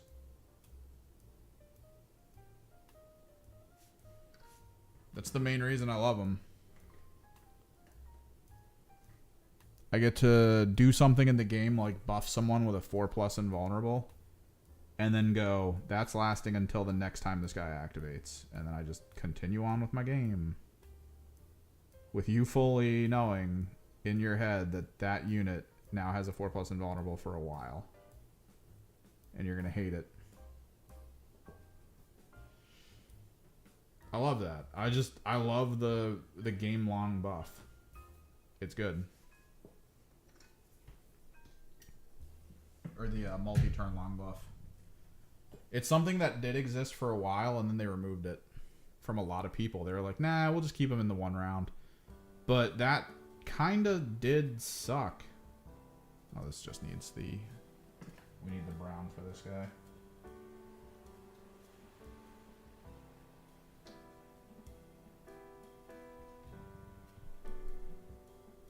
Because it made a lot of banners crappy. Like, the Death Guard had a banner that allowed you to reroll Feel No Pains. And the fact that if your opponent got first activation in the following turn after you used it, you just wouldn't have it anymore, that was kind of bad. It didn't feel good. One of the main things I'm hoping 3.0 brings is between round abilities that just last. Like, banners need to last, in my opinion. Almost every banner user that has a special ability should last. The Chaos cultists, they do. Theirs lasts between rounds, and it's very similar to how other banners work. So why not just make the other banners do it too? I don't think there's a downside to it. Get the Neophyte banner to last between turns so you can get multiple, whatever it is, I think rerolls or something.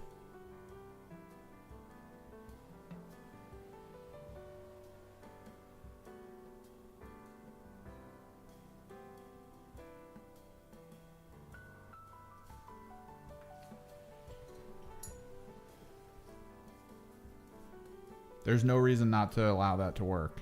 I think in balance, it almost doesn't matter. if everyone has a benefit like that, it makes the icon bearer that much more important outside of just being a plus APL unit for capture.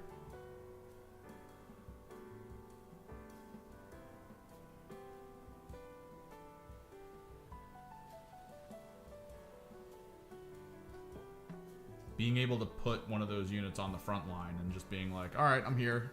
I'm now activating, and you're going to have a hard time getting this is just so much better, in my opinion.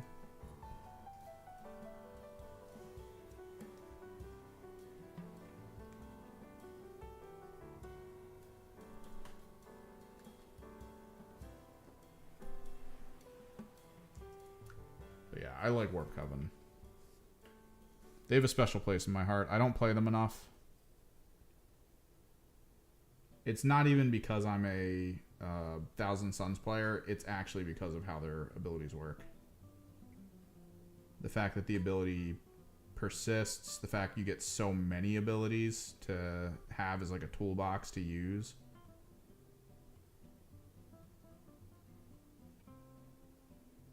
I don't think people use their abilities well enough either.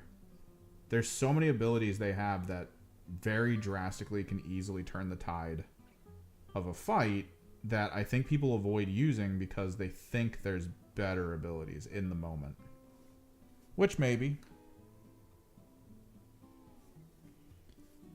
Well, I mean, the double turn issue, I know the way 40K kind of dealt with it is being like, you rolled your initiative, which means you now know the initiative for the rest of the game. That's kind of the method for the 40K system with that kind of thing. I sort of personally prefer a little bit how the AOS system works, where if you get initiative again and you're double turning, like you ended and then you begin at the top,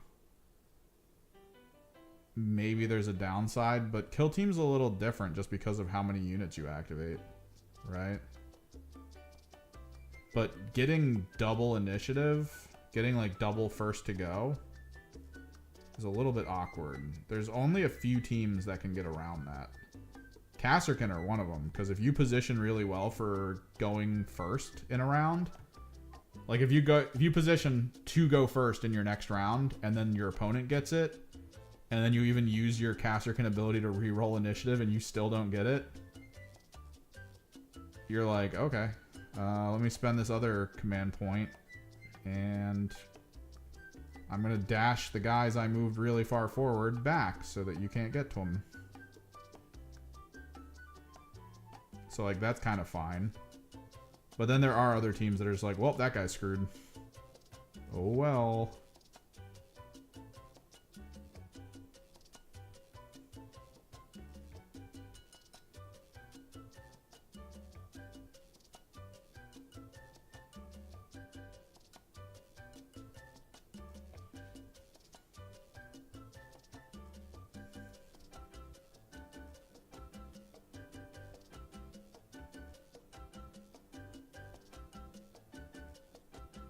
There might need to be a way to, like, if you get initiative round 1 and then you get it again, like, right away, maybe you don't get command points. I don't know. That feels a little too extreme.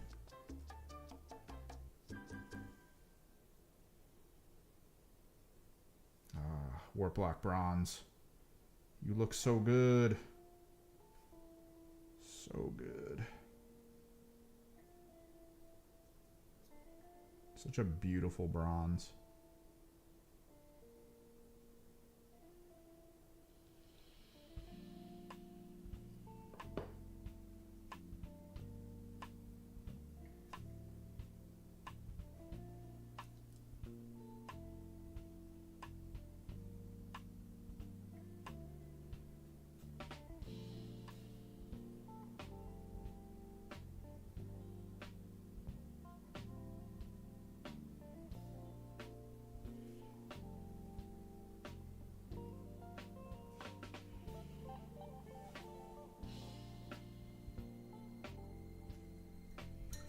It is kind of hard, though, with initiative to, like, find balance.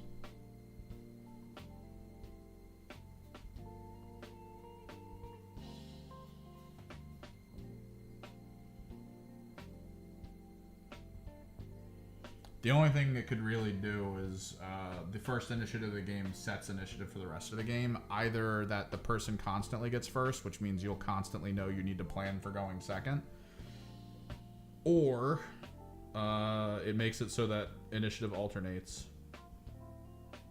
It's an option.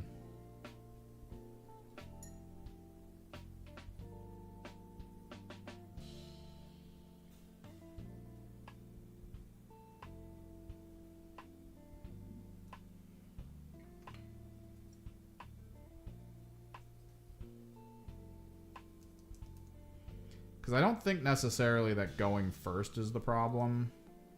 I mean, it is a bit of a problem. I'm not going to understate it. But I feel like not knowing whether you're going first in the following round is kind of an issue. Whereas if you know you're going second, you can strategize for going second. But the problem is if you always strategize for going second, which is probably what you should be doing. I don't do it personally, and I feel like most people don't as well, because that's boring. If you always strategize for going second, it makes it hard to then get first. Because it's not like you can go, all right, I got the initiative roll, I choose to go second. You don't have that ability. You have to go first, which means you need that first turn play. Right? You need to actually set it up so it's like, all right, well, at least I went first. Let me activate this ability and capture this point, and then we'll call it. And it's kind of like you're giving your opponent first turn when you do that, but not really.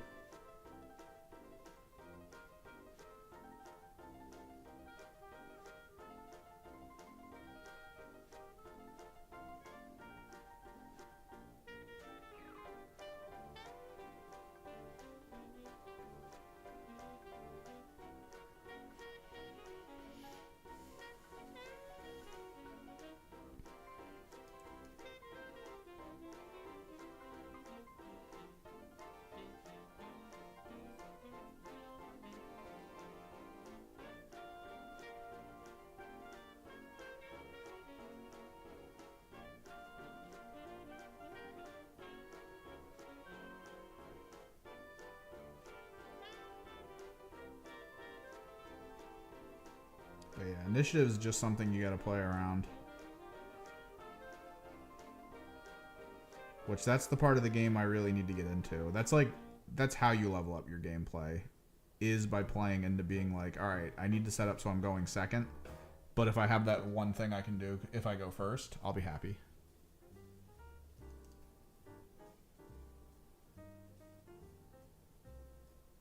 And then armies like the Kasserkin, armies like, or squads rather, I guess, teams like the Kasserkin, teams like the Void Scarred, they get huge advantages for always planning to go second. Because then when you get to go first, you're like, all right, cool, command point. I dash closer to this point here, giving me closer range to you so that when I go, I'll be able to charge you. Instead of not being able to charge you, which is what I was currently stuck at. And in a similar way, you can do that with the Kasserkin. That's what I usually do with the Kasserkin. If I go first in the second round, I try to make sure my Meltagun guy is always close enough to a point where he'll be able to dash, move then first in the next turn, and just get to my opponent, and that's it. You end them.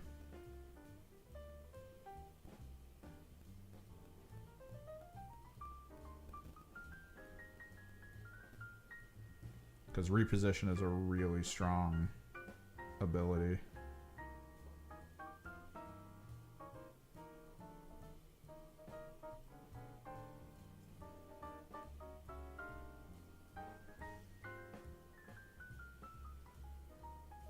Dude, Warplock Bronze just looks so stupidly good. This looks so good. Let me pull it up closer for you guys. Let me get this light here too.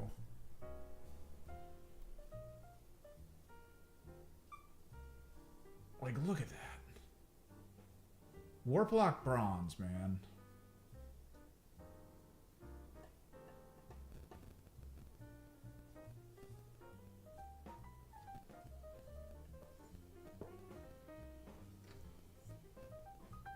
Definitely a bronze worth keeping in your arsenal of paints.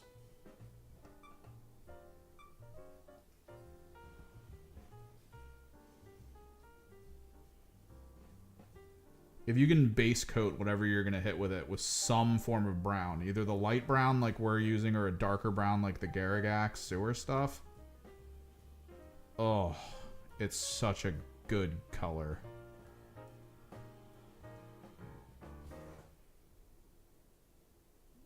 What's up, Patrick? I have a lot of overseas viewers. 40K is a very overseas game, it feels like. I think we just watched the, what was it, WTC? Friggin' Poland tearing it up. The 16-year-old kid from China that was stomping everyone. Oh.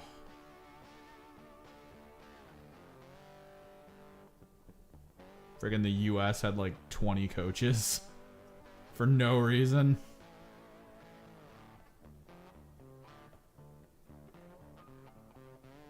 Because you weren't even allowed to have that many on the field. So what you playing? You doing kill team? Is that how you found me? What kind of team you got? Looking forward to the rules update.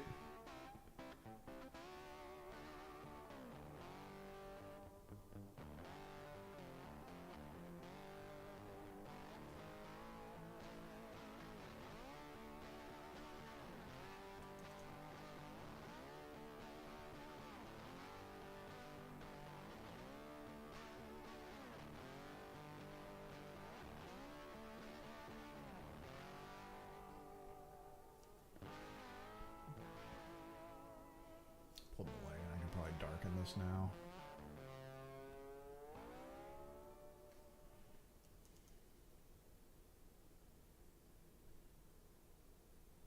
Are you more on like the 40K side? AOS maybe? I'm going to be doing some AOS rules overview videos here hopefully soon. Maybe just one video too. We might just pile it all into one big video. Like a psychopath.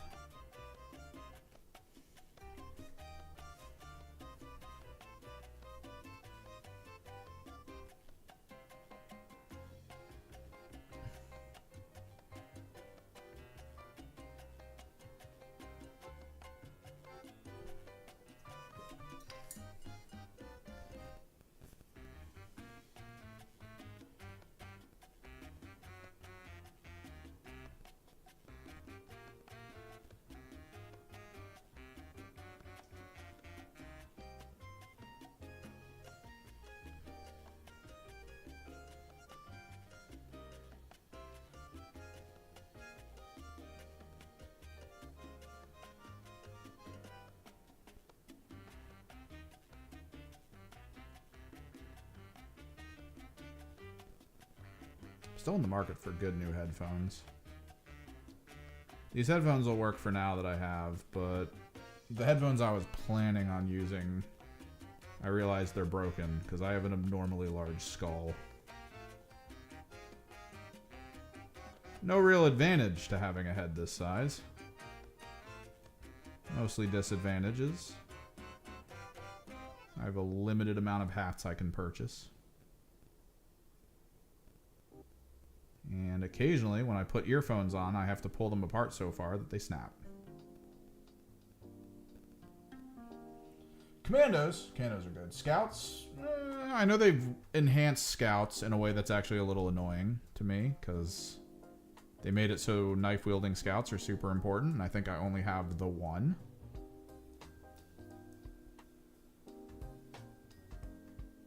I don't really want to paint them again. Timing on the Scouts for me was not good. Because they did that free Scout model at Games Workshop stores, and I could have gotten my hands on one. But remembering how I painted them would have been a little bit.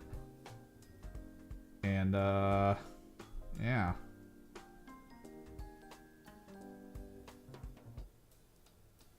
I'd have like one Scout that just looks slightly different than the rest of my Scouts.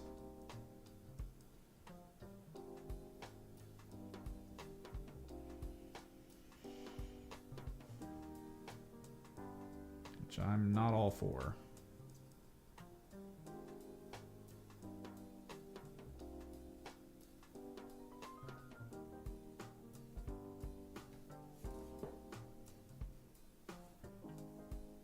Oh, nice. I gotta get Hivestorm. I gotta figure out where I'm getting it from.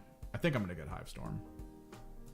I was all happy because I was saving. Like, I didn't need to buy any 40k stuff recently, so I was just like, yeah, I'm saving money. And then they were like, Hivestorm. Now I'm just sitting here going, I guess I gotta get Hivestorm. Where do I get it from? I might check one of the online shops that gets it for lower than MSRP. Because they hand you their discount just about.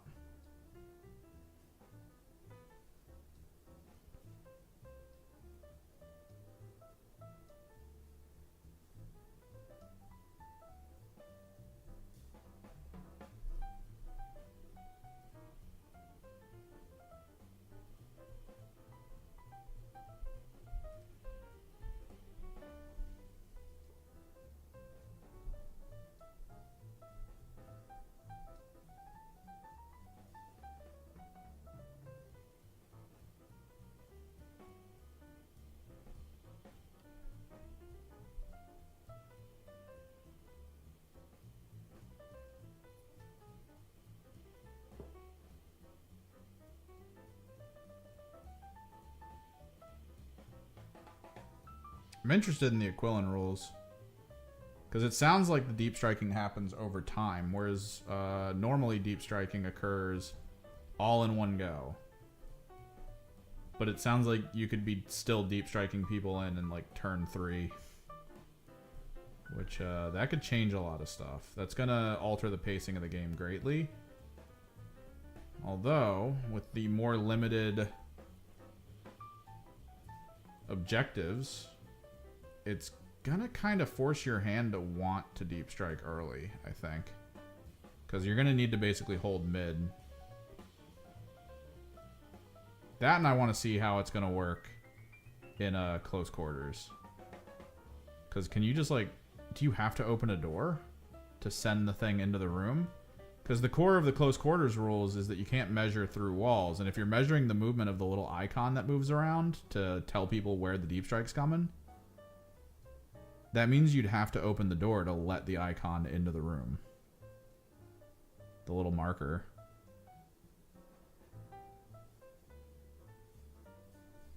Which is super weird.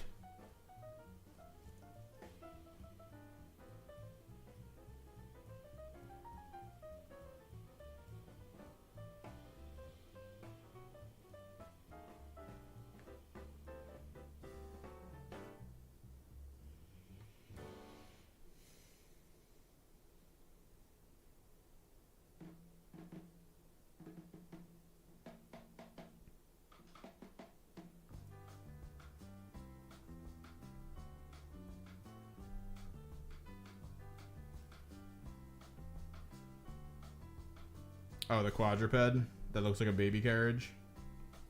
No, yeah, Scouts, the whole aspirant stuff. There's a book that I actually have, which I thought was really cool. It's about the Black Templar and the system, like the full life cycle of a single Black Templar who actually does really well, right? That was the whole book. It just showed you a person on a planet that's designed to be a place where people just want to fight each other. It's kind of like, think ancient Rome. They have the Colosseum and all this stuff. And every single person on that planet just, you know, they're told basically you need to be strong, you need to fight. There's big events that happen all the time where you kind of come together and kill each other to see who's the strongest. And then when that's all done, a bunch of lights come down from the sky and your world's gods show up and take the strongest warriors away to be like rewarded. That's the whole world. And when in reality it's just a drop ship that has all of its spotlights on when it lands, and then you just pull the warriors on board, fly away, and then just beat them down. put them through horrible things early on to try to make sure none of them are corrupted by chaos. What's up, Hobby Collab? Dude, that oversight drone for the Vespid. I'm guessing it's going to be a way to use commune points if the leader dies. They're going to try to make it so that multiple units can do that, most likely. So that the game's not all about me trying to get a unit to your leader to kill it, to just ruin you. There's got to be something that that's meant for in that vein. Music!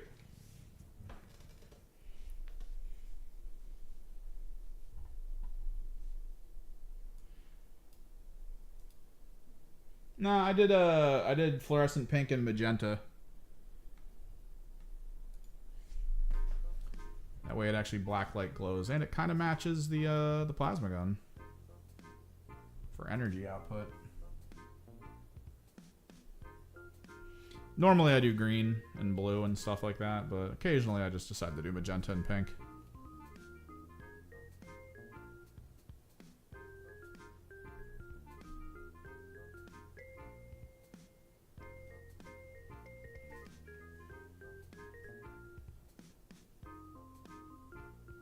But I've seen the meme where they just show that drone, the Vespid drone, and they're like, it's just a small dude in a hat smoking a blunt, because of how weird that little control wing looks like.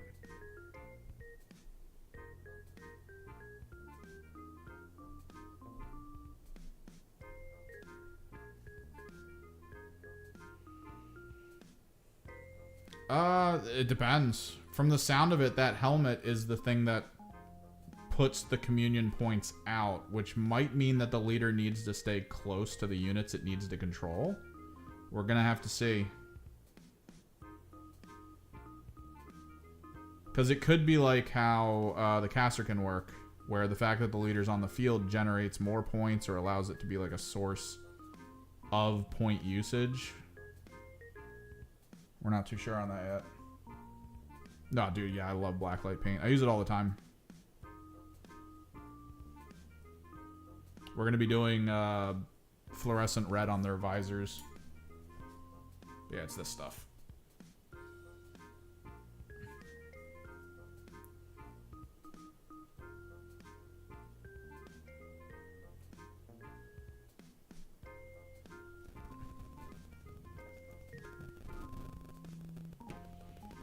Phone call.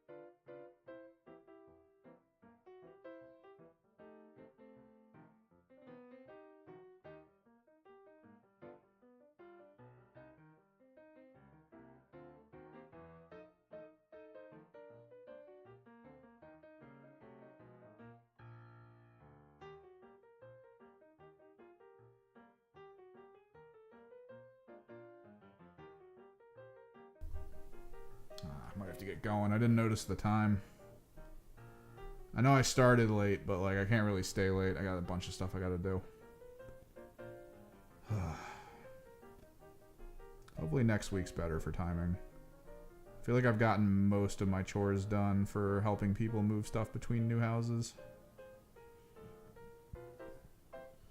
Just want to get this guy done though. Dude, Warplock Bronze looks so good over this speed paint. This is the combo. Goddess Glow and Warplock Bronze.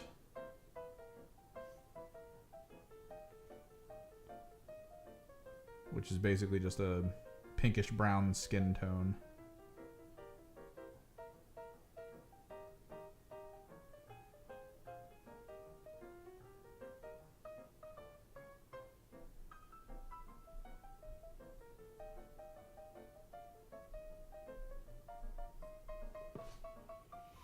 Yeah, I'm gonna have to go soon too, Robbie. But thanks for swinging through. Thanks for the dono at the top of the show here.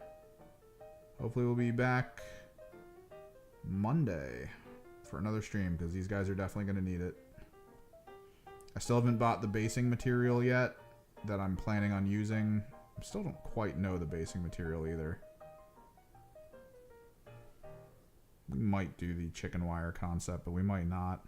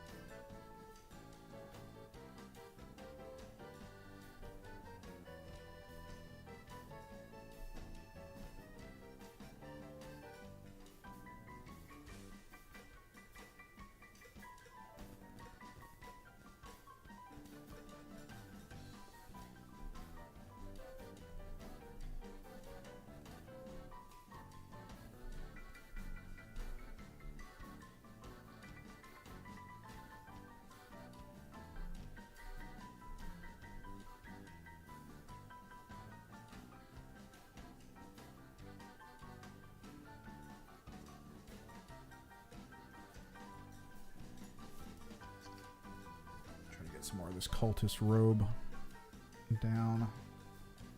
There's all this area where I could have swore I actually hit it properly. And now there's just little white specks. It's always the worst feeling when something is slightly perfect.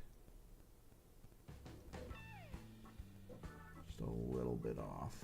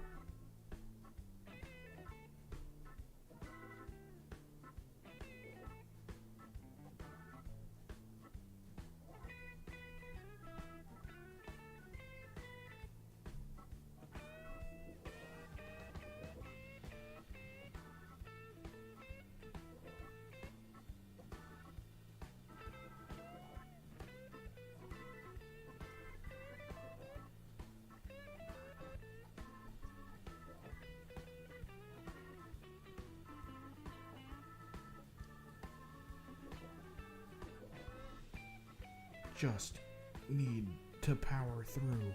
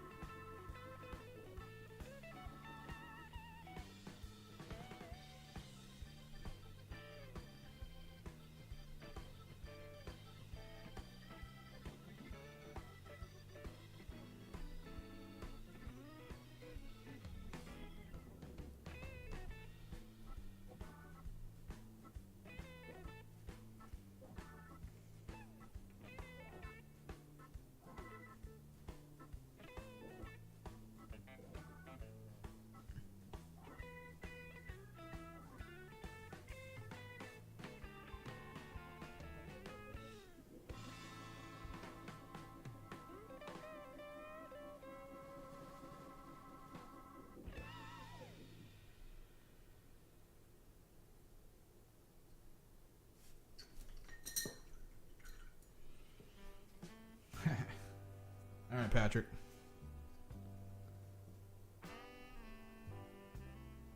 Let's get this back here. Am I out of... No. I got it. Okay, there we go. I got it. There we go.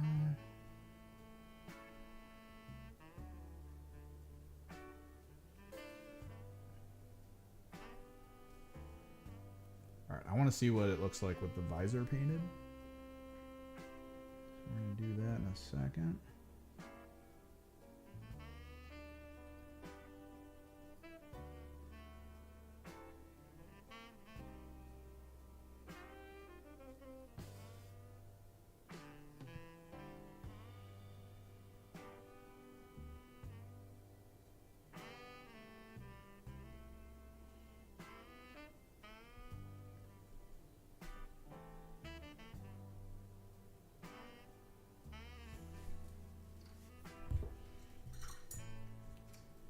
Not going to use the layer brush for that because I want to try to keep it super pinpoint narrow. So Flat, such a good brand. I've fallen in love with So Flat paint, specifically the black for your basing. So Flat black for basing is like god tier.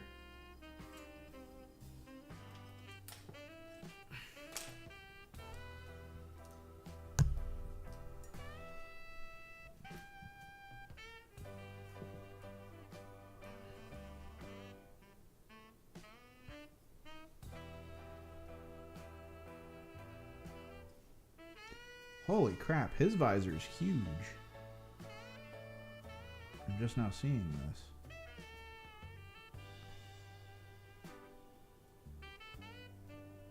He has a full face visor.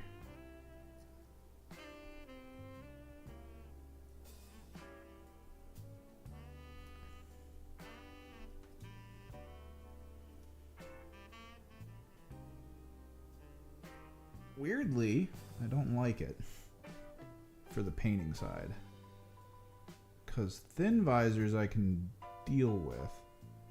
Thin visors are easy enough to put a tiny bristle in and just be like, and done.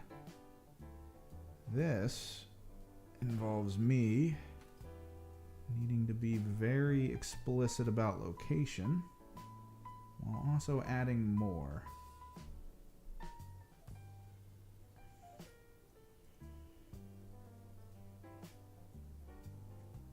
Trying not to touch the inside of the blast collar. And then of course bumping into the microphone while I'm doing this. Hell yeah.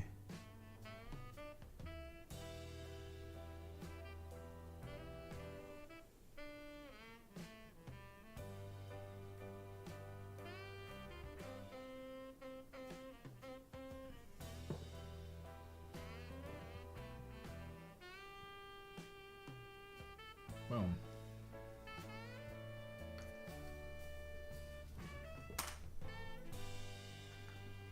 Set this aside. Cover this up for next time. Potentially Monday. Although I'm probably going to be here Saturday night and I might just be chilling painting for a little bit. Servo zoom.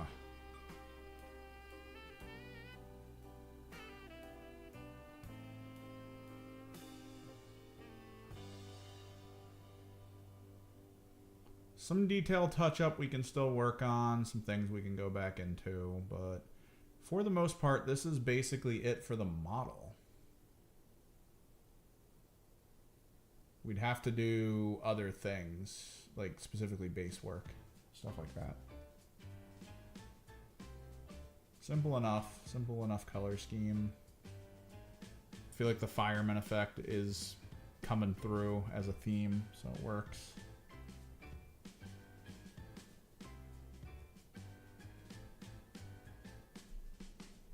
Yeah, I gotta get moving. Thanks for hanging out. Thanks for chilling. Streams are getting talkative. Super fun.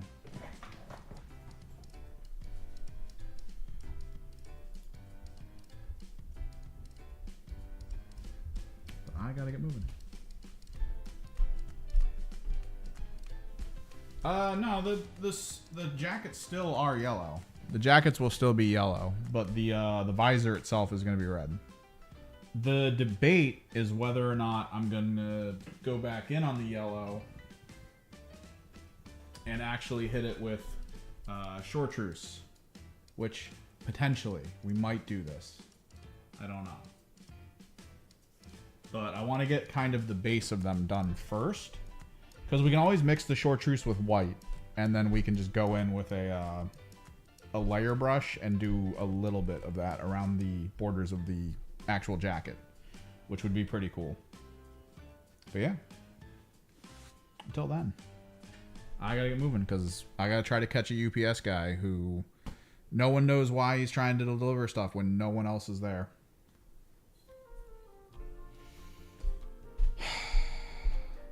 Later, guys.